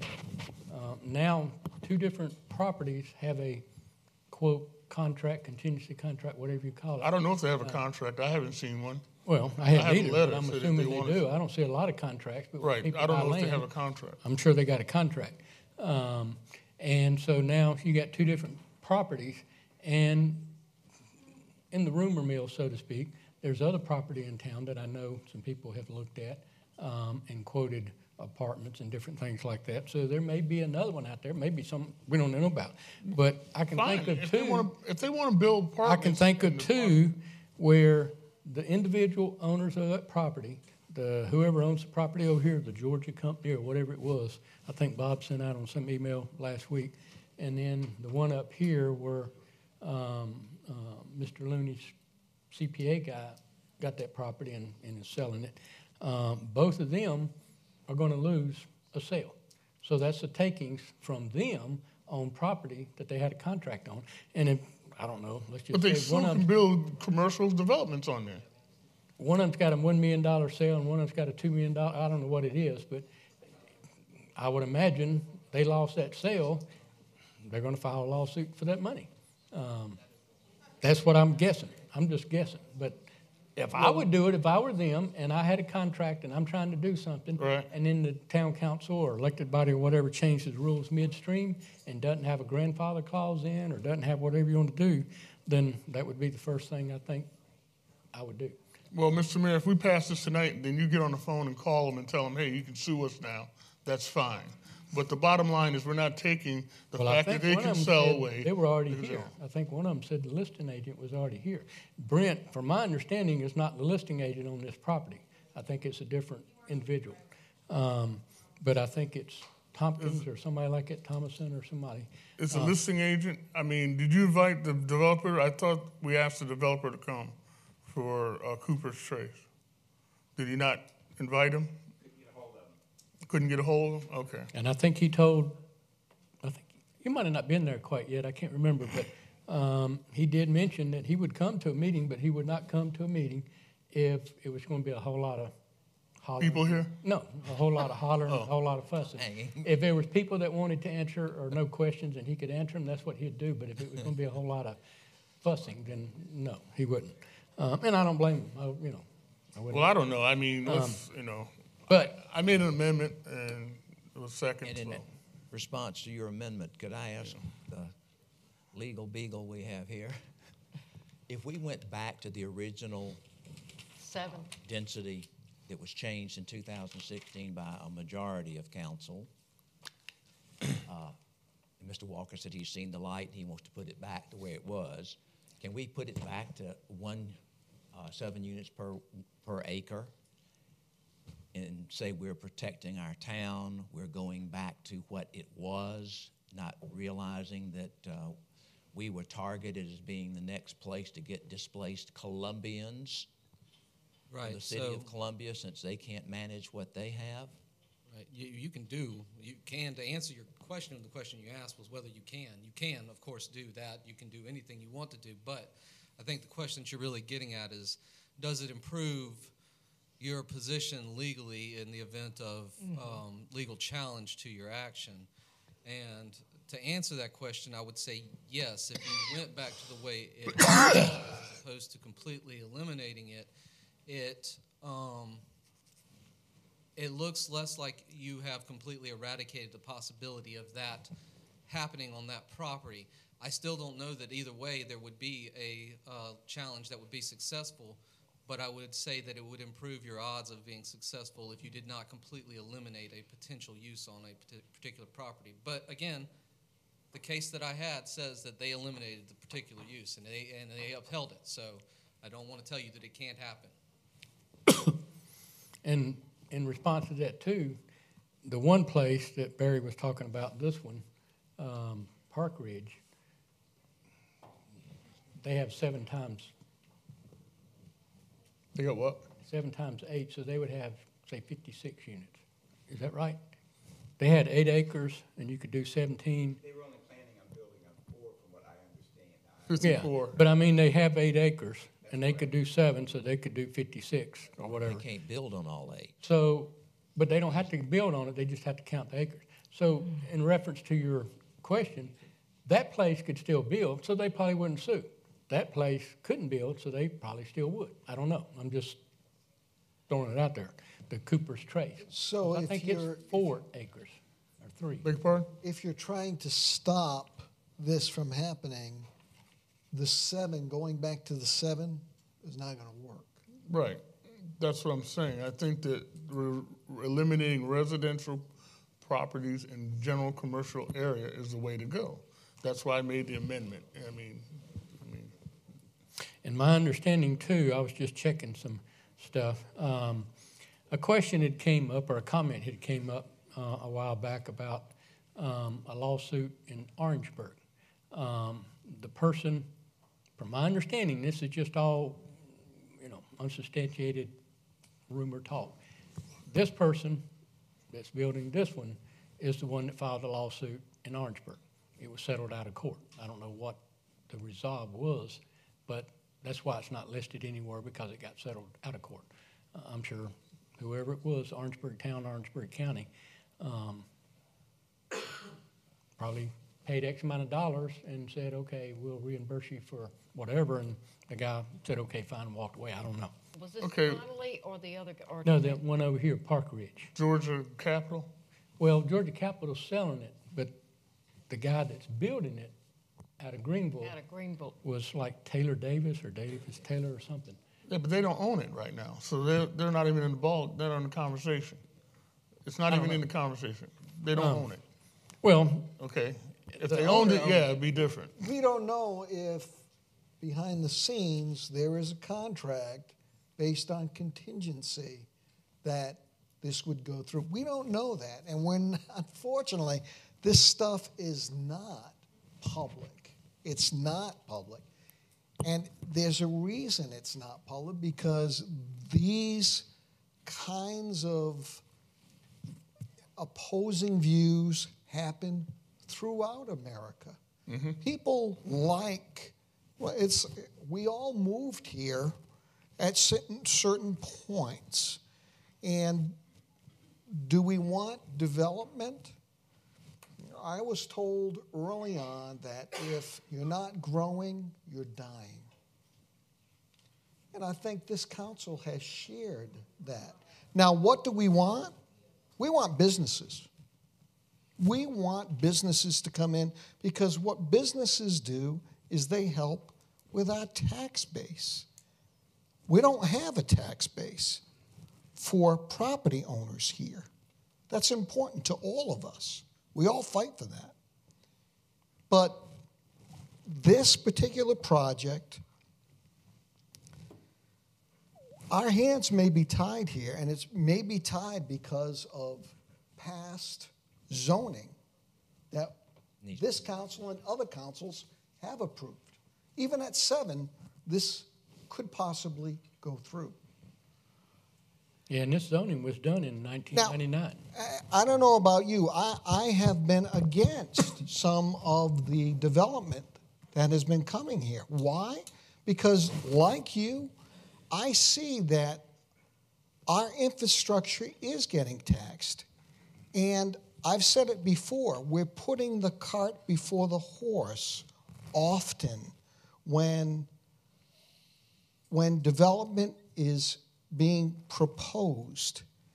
Unfortunately, the way the state and the counties handle things is you've got to have the problem first, and then they address the problem.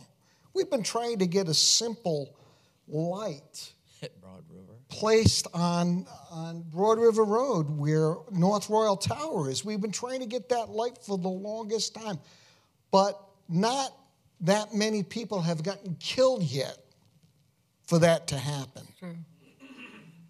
You know, why we can't be proactive in our planning is because of the tax money that is out there. And look, I moved here because of the low tax structure. We all enjoy that. We all enjoy that. So now let me address the letter situation, if I may. Again, my understanding is opposition to this will only come upon when the point structure of them awarding this would be based on a tie. So if... And they're running out of money. They're the last... Right. So my understanding is they look at the amount of letters. The amount of letters. So therefore, that's why I put in my own letter. And I asked council to do the same, because 5 letters is better than 1. It's just a weight thing. Yeah, and I know it's semantics. It's semantics. But that was a decision that I made because 1 is not as good as 5 when it comes to looking at letters. Yeah, but Councilman, a letter coming from the Council of Irmo has more weight than 1 letter coming from a citizen back here. Look, I put my name as councilman there. That should have enough weight as long as you did the same. And according to the South Carolina Housing, the letters are not weighed into anything. When they start off with 35 projects and they have money to do 15, and they do the score and points, and whoever's got the highest gets number 1, they go down the list. If they get to the last dollars and there's 2 projects and they both got identical scores, then they look at the letters to see which one had more support than the other one. That's the only time, from my understanding, and that's not an official rule, because the rule is they don't use the letters at all. They can't consider that in their point report. Excuse me. If a whole town, if a majority opposes it, you can't tell me they don't read that. They might read it, but they have to go by the point, because the same thing happens to them that would happen to us. If they award, I'm going to say number 14, the money, and not number 15 because whatever, number 15 is going to pick up the phone, call their lawyer, and sue because they knew they had higher points than number 14. They should have got the money, and so they go down the system, do it federal dollars, and that's the way they're told to do it. It comes down to, do we represent them? Right. Or are we just trying to protect ourselves? Well, you know, going back to the letters don't count. I know you've all seen it because they do it every Christmas, Miracle on 34th Street. Chris Kringle won his case when the United States Post Office brought all those letters into the courtroom that were addressed to Santa Claus. And that made a difference. I signed the letter. I wrote a letter. My wife wrote a letter. So we got 3. I don't have a dog anymore, but I would have sent a letter with his name on it. It doesn't matter. But the whole thing is, it might just go away because they might not award it to either one of them. Because one's in Richland County, one's in Lexington County, and there are other areas in both counties that have applied as well. The reason I asked the question about going back to the 7 as it was it's not saying we don't want it and we're going to do everything we can to fight it. Let's just go back to the way it was, and if they win, they win. If they don't, they don't. We're going to hear that we're telling people how to use their property. I mean, saying make your neighborhood look nice by not doing something. You can't tell me what I can do to my property, okay? Now we're telling somebody they can't sell their property and make money on it. You're damned if you do and damned if you don't in this world today. I don't want more cars in Irmo. I don't want the schools overcrowded. The bulk of our taxes that we pay to the county, Richland or Lexington, goes to the schools. That's the way it is everywhere in this country. The schools get most of your tax dollars. My brother, before he died, lived in Pennsylvania. He paid $8,900 a year property tax on his house, and his house was built in 1792. It had 1,700 square feet. Schools are going to get the money. The schools put the money to good use. We get good education. Our children get good education. A lot of people my age say, why are we still paying taxes? And my child's 35 or my child's 42. Because these children that are coming up are going to take care of us when we're ready for the boneyard, which might be any time now. I cut the grass and blew my roof off yesterday, and I'm 74 years old. But I'm not dead. I think we need to, as a community, come out in arms. We've got one member of the delegation that's in the 2 counties sitting right here in this room. And I was telling a neighbor today that was asking me about this. I said, I live in Richland County, but when I want to talk to somebody, I said, I call Chip Huggins. Chip knows you when he sees you. Chip doesn't avoid you. And he's always got a smile on his face, like he doesn't right now. And he'll have lunch with you. He'll even pay for it, but I won't let him. I think he does what he can. And he'll tell you his hands are tied a lot of times in the legislature because you've got systems there. But as far as I know, I'm doing what I think I should do for the town of Irmo, and I would like to see these 2 go away, or at least, if not go away, be warned that, you don't build it and then leave it alone and go away. I will say one thing for the person that is going to build or wants to build, hasn't got the property yet, the one across from Hill Creek. They built the one behind Irmo Elementary School. And when this man came and presented this to the council, I wasn't for it then, and after he showed us his brochure of the ones he's built all over the state, and that he leases them, he has the maintenance company and everything. And if you don't take care of his property, he kicks you out because he has a waiting list for all of his properties. Cinnaberry was full before it even opened the door. If you've been on Highway 6 down by Saluda Shoals, that complex right there on the corner, that's one of this man's properties. And it's been there for how long, and it still looks the same as it did the first day they cut the ribbon and opened the door. But that's then, not now. I just didn't like the surprise, we're going to do this. Here, here. That really got me, because when he built Cinnaberry, he came before the council and told us this is what he wanted to do. Yeah, that's right. But this time we got a letter dated February 26th, and I got it on March the 8th in the mail.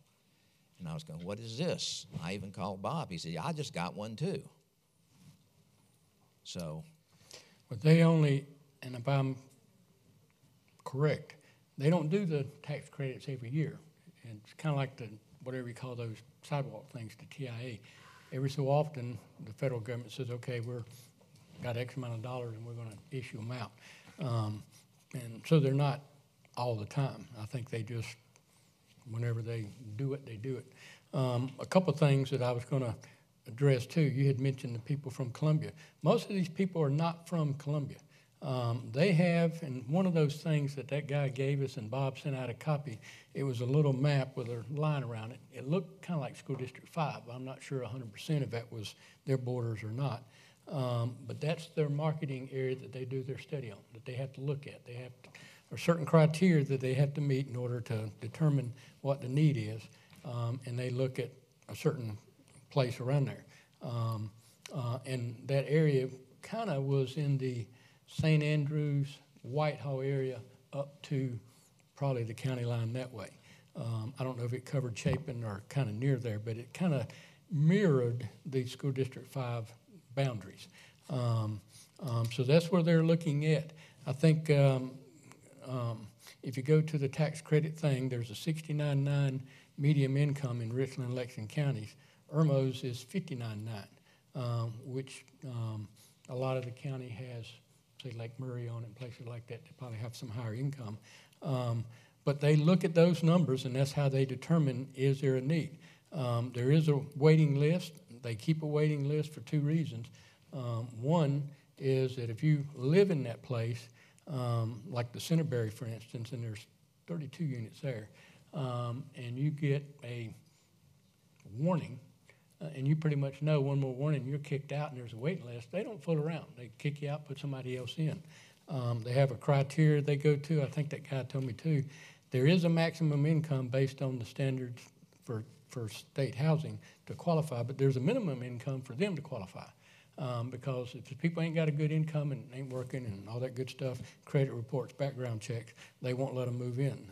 They can't discriminate, but they can be selective based on the criteria that they set on the people moving in as far as jobs and stability and all those kind of things.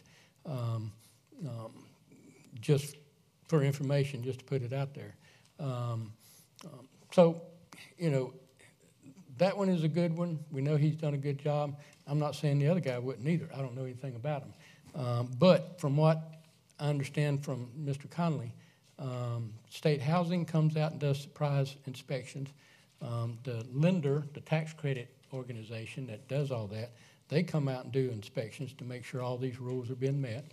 And the mortgage company, the regular mortgage company comes out to make sure, because if anything goes wrong and they lose their tax credits, then the investors are upset.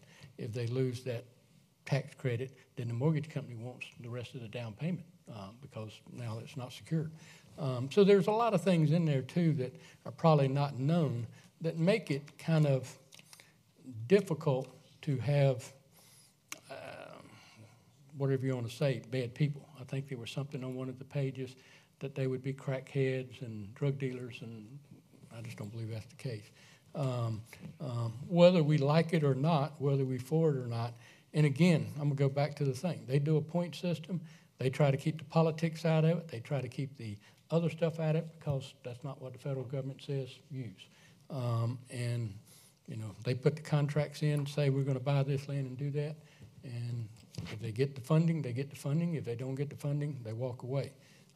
But I still believe that one or two of those people, depending on what the final verdict is here, would more than likely file a lawsuit. And I think they have a right to, and they have a financial loss, and I think that's what they're going to do. We can do what we want to, but at the same time, we have to understand the consequences of those decisions may be that. The other thing I'll throw out there too, and it's just probably a stretch of the imagination, so to speak, but I think there's a good possibility. When the town gets sued, SMRF looks at that, and they make a determination. When the town gets sued, SMRF, our insurance provider for lawsuits, looks at that and makes a determination as to whether they're going to cover that lawsuit or not. The town gets sued, we're going to get sued? I said if we get sued by those people. The insurance, SMRF, looks at that. They can decide to cover that, or they can decide to say no. That was a bad We need to vote. decision, and so therefore, they don't have to cover it, which means the liability for that lawsuit is not covered by the insurance. It'd be covered either by the town or individually. That's something also just to know. But right now we have the amendment, or the amended 16 to N. Right. So any more discussion? Um, We have to vote on this, and then we'd vote on the road. Thinking, and all I had been able to do is listen to you, so I have Well, to think. I'm entitled, just like everybody else Yeah, is but too, to you speak. talk And longer than that's- anybody else. Well, maybe I had a lot more to say. It's 7. But Well, yeah. Well, then let me tell you something. Tell me. COG meeting 3 weeks ago, I was across the table from a member of a minority group who was a councilman from a much, much larger city. And he looked at me and he said, "You got 2 of those projects going in Irmo?" And I said, "Yes, sir." He said, "Kathy, follow the money. This is all money." I said, "What do you mean money?" He said, "What do you think tax credits are? This is money. Find out where it's coming from, and you'll find out the problem." Now, well, it's coming from the federal government. That's No, where the it's tax coming credits are coming The from. council getting the supporting tax it coming credits. from something. And that's Well, true. investors and banks and mortgage companies and insurance companies, they're the ones that buy them. Well, I would like to represent people, and I don't know whether no would work or 7 would work. Well, we got 3 readings, okay? I'd like to pass this one, and if there's some opposition, we find it won't work. I know that if he can build 7 per acre, and he's got 8 acres, he can build 56 units. That's exactly what he wants now. But he won't be able to build an oxidation pond to have parking facilities. But that's so he doesn't build it. But he Yeah, he still could. builds He an could. apartment complex. He could, money. But He doesn't have to I build just on the like to whole do eight. it He has to first have it. reading, and we have 2 more readings to get through, and we can change it. Okay. That's all. And by the way, we have to have another 2 votes besides tonight to get this done. So it's not over if it does pass tonight. All right, let's vote. All in favor then of the amendment to change it from 16 to N, do so with show of hands. And all opposed? I'd like to go back to 7. Let me do, Did you vote yes? God love you. all right. Now, any discussion on the amended Ordinance. ordinance? Let's just vote. Ready to vote? All in, On what? we're voting on deleting, well, I lost it. The amended ordinance going from 16 I'm on the wrong thing here. N. Yeah, going from 16 7. to, No, no, to N. N. Oh, okay. We just changed it. That was Yeah. just an amendment to what Right. we voted on. The amendment. Just let us run the show, please. And let's see, that was 3-2. All right, all in favor then of ordinance 1905, which changes general commercial maximum residential density from 16 to N, do so with show of hands. And opposed? All righty. Next is C. 1903 ordinance. The resolution 1903 that has to do with the impact fees. Is there a motion for approval? So move. And second. Second. Councilman Walker. Yeah, my thought was, we heard tonight all these environmental impacts to the school, infrastructure impact, DNR impact, fire, police impact, bus infrastructure, traffic study. All these are impact to the community. And the reason why I'd like to send this to the Planning Commission is for them to tell us what a reasonable fee would be if something like this should go forward, if we are unsuccessful in passing this first ordinance that we just passed tonight. If it's unsuccessful, what kind of a impact to our community we can expect to charge a potential developer if he wants to build multifamily projects into our town. So we can help, basically, we can help understand what the, what the resolutions are for our impacts and the impact that it may occur. I want to send this to the planning commission. It doesn't require 3 readings to do that. I just like to get it over there so they can take a look at it and then come back to us with a correct figure. And Kathy. I read a lot of the information Bob sent us this weekend, and I'm in favor of the planning commission handling it. Anyone else?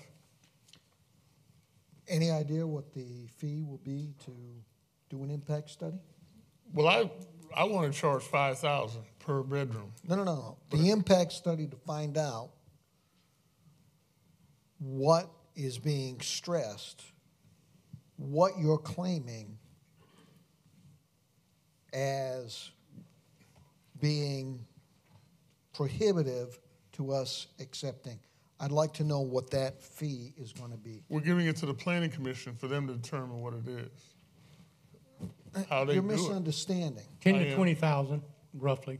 10 to 20,000 is what it $10,000 would to cost. $20,000 to do an impact study, so then we can identify the issues that are creating an impact. No. I'm sending it to the planning commission. Y'all are to handle talking about 2 different things. Yeah, I'm saying give it to the planning commission. I want to recommend $5,000 per bedroom as an impact fee. I don't think you can do per bedroom. I think you can do per unit. I don't think you can do per bedroom. We can do it per bedroom. We can do anything we want. We're the council No, of you South can't. Carolina. There's a law right here. I It mean, says, what do you say? Come on. here's what you got to follow to do an impact fee. Yeah. You got to do it per unit. You can't do it per bedroom. Yes, you can do it per No, you bedroom. We as a council can do anything the 3 of us decide that we're going to do. No, we can't. Not based on South Well, how do we get a parking ordinance in place? Because there's no 3 South of us Carolina got- law against that. Oh, okay. There is a South Carolina law here, and it basically says the only way you can do an impact fee is to do it the way the law prescribes, which is you send it to the planning commission.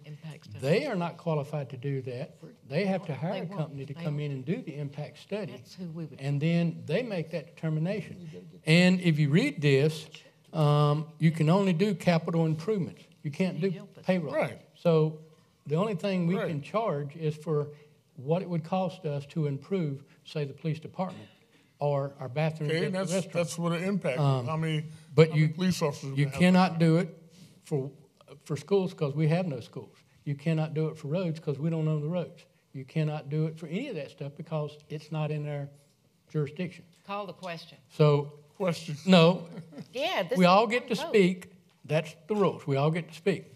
And some of us haven't spoke yet.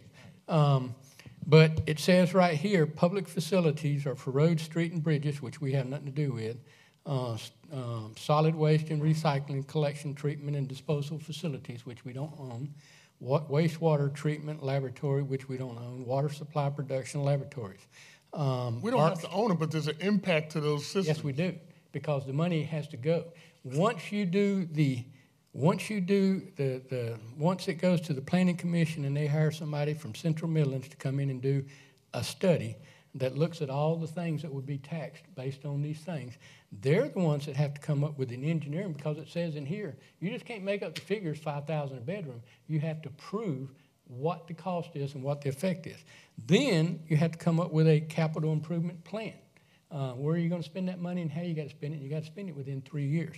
And so the only thing that I can think of that we have that we could charge impact fee on is whether we need more bathrooms at the community park, whether the police department needs another office for another police officer. You can't even use the money to buy cars unless they're over $100,000.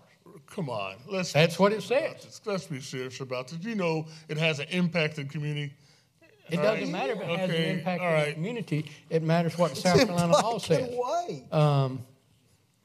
That's why I It wanna says a send it- government entity That's why I imposing wanna an send it to impact the fee planning commission for them to must come back with provide the impact fee ordinance, the amount of the impact fee due for each unit. The project, and then it goes into describe how you get to that number.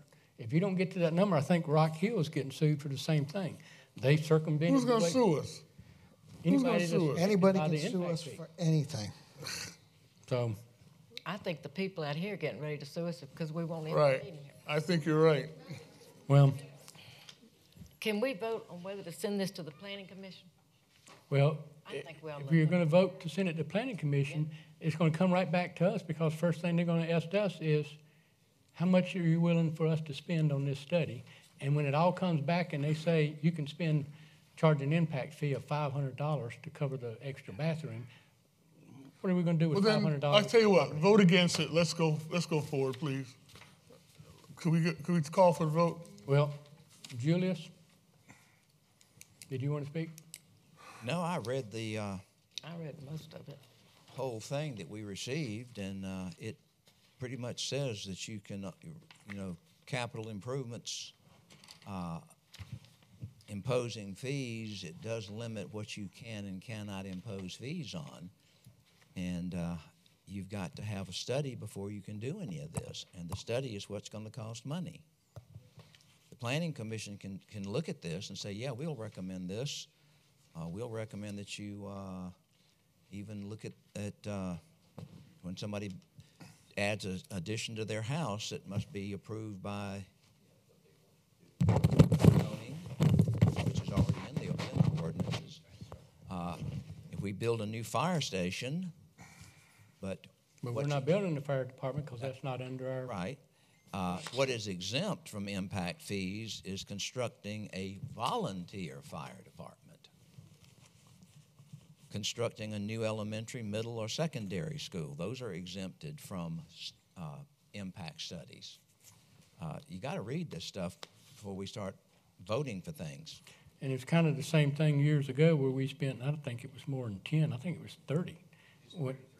$33,000 to get a study done, and then when it came back is they need another 150 to 200 to do a real good study, and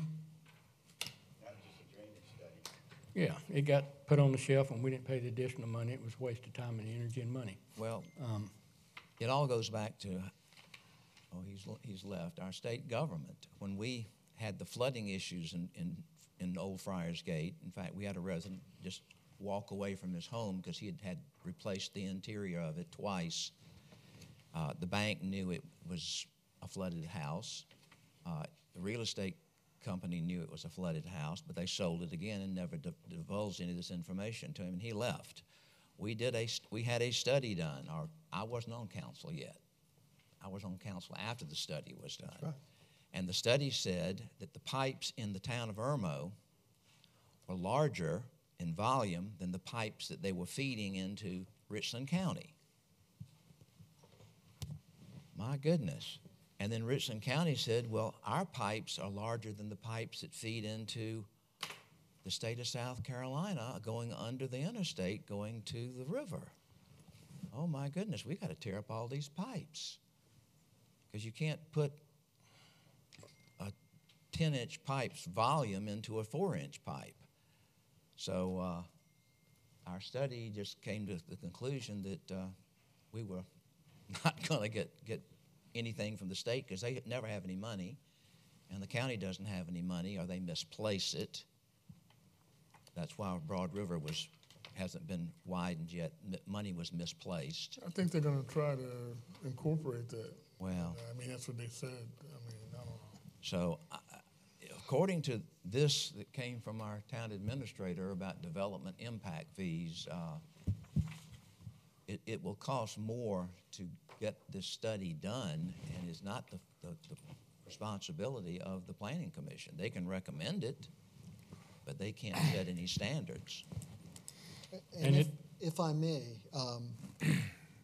this won't be necessary if that's right. we vote 2 more times and we change the zoning back to. That's true. Right? Yeah. It's not necessary. That's why it's not a problem sending it to the Planning Commission. Let them do their research while we go through the process of voting on this. They're not really going to do research, are they, Bob? They're going to send it right back to us and say, we got to hire somebody. How much are we going to hire somebody for? That's right. There's a statutory scheme for all that. They have to send it to somebody else, and that somebody else will have to determine how much the impact is going to go, and they will have to come up with a plan on how to spend it, and you will have to spend it that way. And you will not be able to spend it on personnel.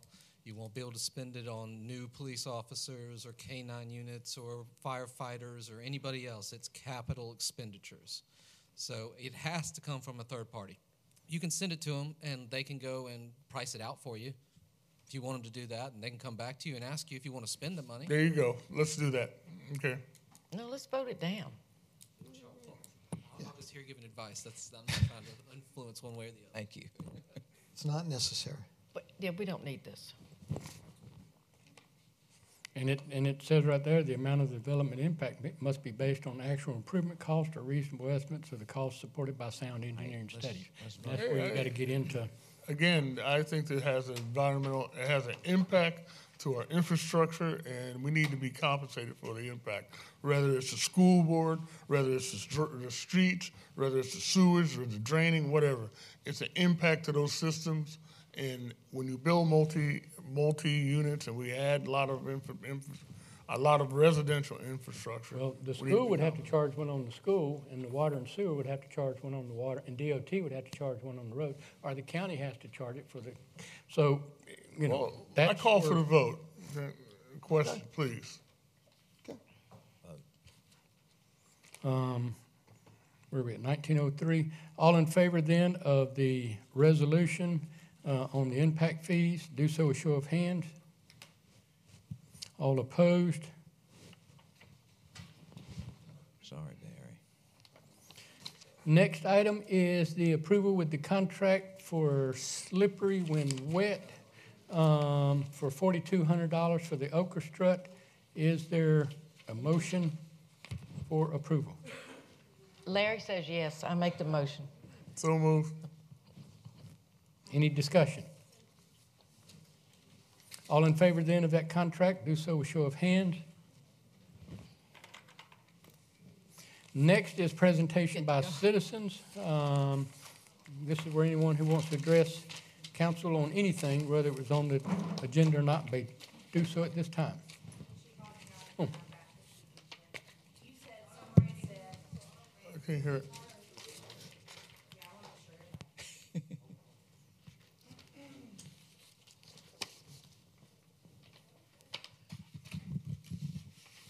You always nonchalantly call citizens out that you dislike. So since you spend so much time on personal vendettas instead of town business, I'm going to clear this one up. Someone said Brent Chitwood was the listing agent. That is not what I said. If you had actually paid attention instead of writing your notes or doodling or whatever you're doing up there, you would know I said real estate brokerage. I wish I could flash this picture up on the screen so everybody at home could see. Here's the two signs. It's here clearly in orange, blue, and white. The brokerage is S. Write it down real slow for you. I'll go slow, Mayor. SVN. Both signs, one right here says Brent Chitwood. The other one does not, which I never said it did. They both have the same phone number. I'm going to do that real slow so everybody at home can call. 864-637-9302. So please, again, don't question my integrity. I have more in my pinky finger than you've ever had in your life. Next.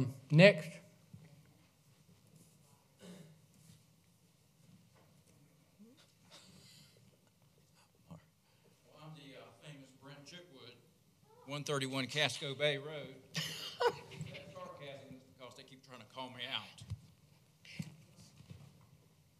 I don't know the developers. I don't have any listing agreement. I have no agreements to do, nothing to do with these projects. And anybody that says any different is a damn liar.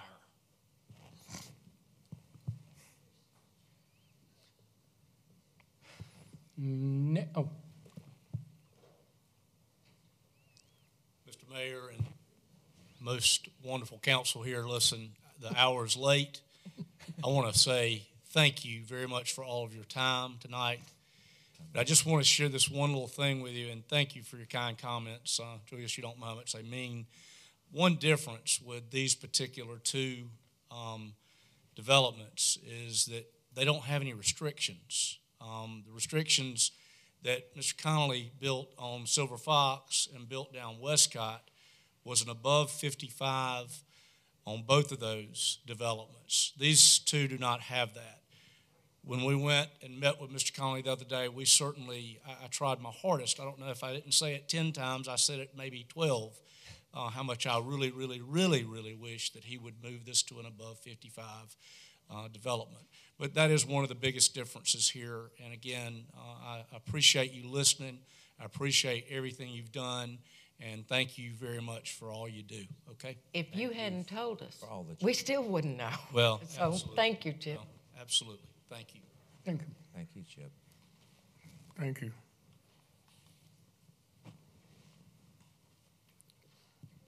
Beth Hutchison again. I know that there was a lot of discussion about the legality of changing the zoning. Two things. One, I would suggest that if you're concerned about that, ask for an Attorney General's opinion. Number two, I would suggest that you do change as you voted, and thank you for the four council members who voted to change the zoning to no residence. It makes sense. It's commercial. Why would you even allow residential? Any residential, and it's not discriminating against anyone in particular. You're just, you can build you're saying you can't build a $200,000 house, a $100,000 house, multifamily, anything. There's no discrimination. We definitely need it changed for all commercial zoning. If it affects these two properties, and which they're still up in the air. We don't know if there's a contract. But if there's not a contract, then go ahead and change the zoning. If there is a lawsuit, then Irmo Town Council can come back and consider what to do next for those two properties. But let's not open up the floodgates for other properties. And I will say, as a member of a board of a government agency, all government agencies are sued. We are in a suit-happy society, whether it's valid or not. Some are valid and some are frivolous. And I don't think that as leaders, we can stop doing what we should do, what we stand for, and what we represent, for fear of being sued. You certainly don't want to put your organization in jeopardy, but if you are following the rules and you are doing what you were elected to do to represent this town and represent everything it entails, then you are acting on the best interests of the community. So I just hope you will take that in consideration. Once again, thank you, Councilman Poulat. Thank you, Councilman Condon. Thank you, Councilman Walker. And thank you, Councilman Waits, for standing strong for Irmo and for our future. Thank you.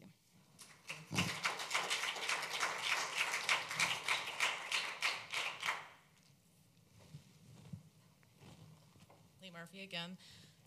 When we were discussing the ordinance, you guys were really concerned with taking away property from something that has not even been sold yet. So I'd like to reiterate, I have my property. I am a homeowner.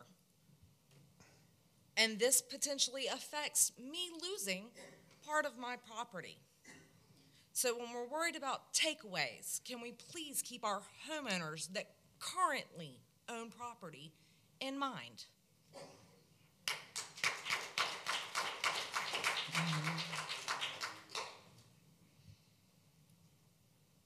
Anyone else? Next item is, we had no discussion, no executive session. Is there a motion for? I so moved. Adjournment? Second. And all in favor? Aye. Aye. I'm out of here. To the bank? To the bank? Oh.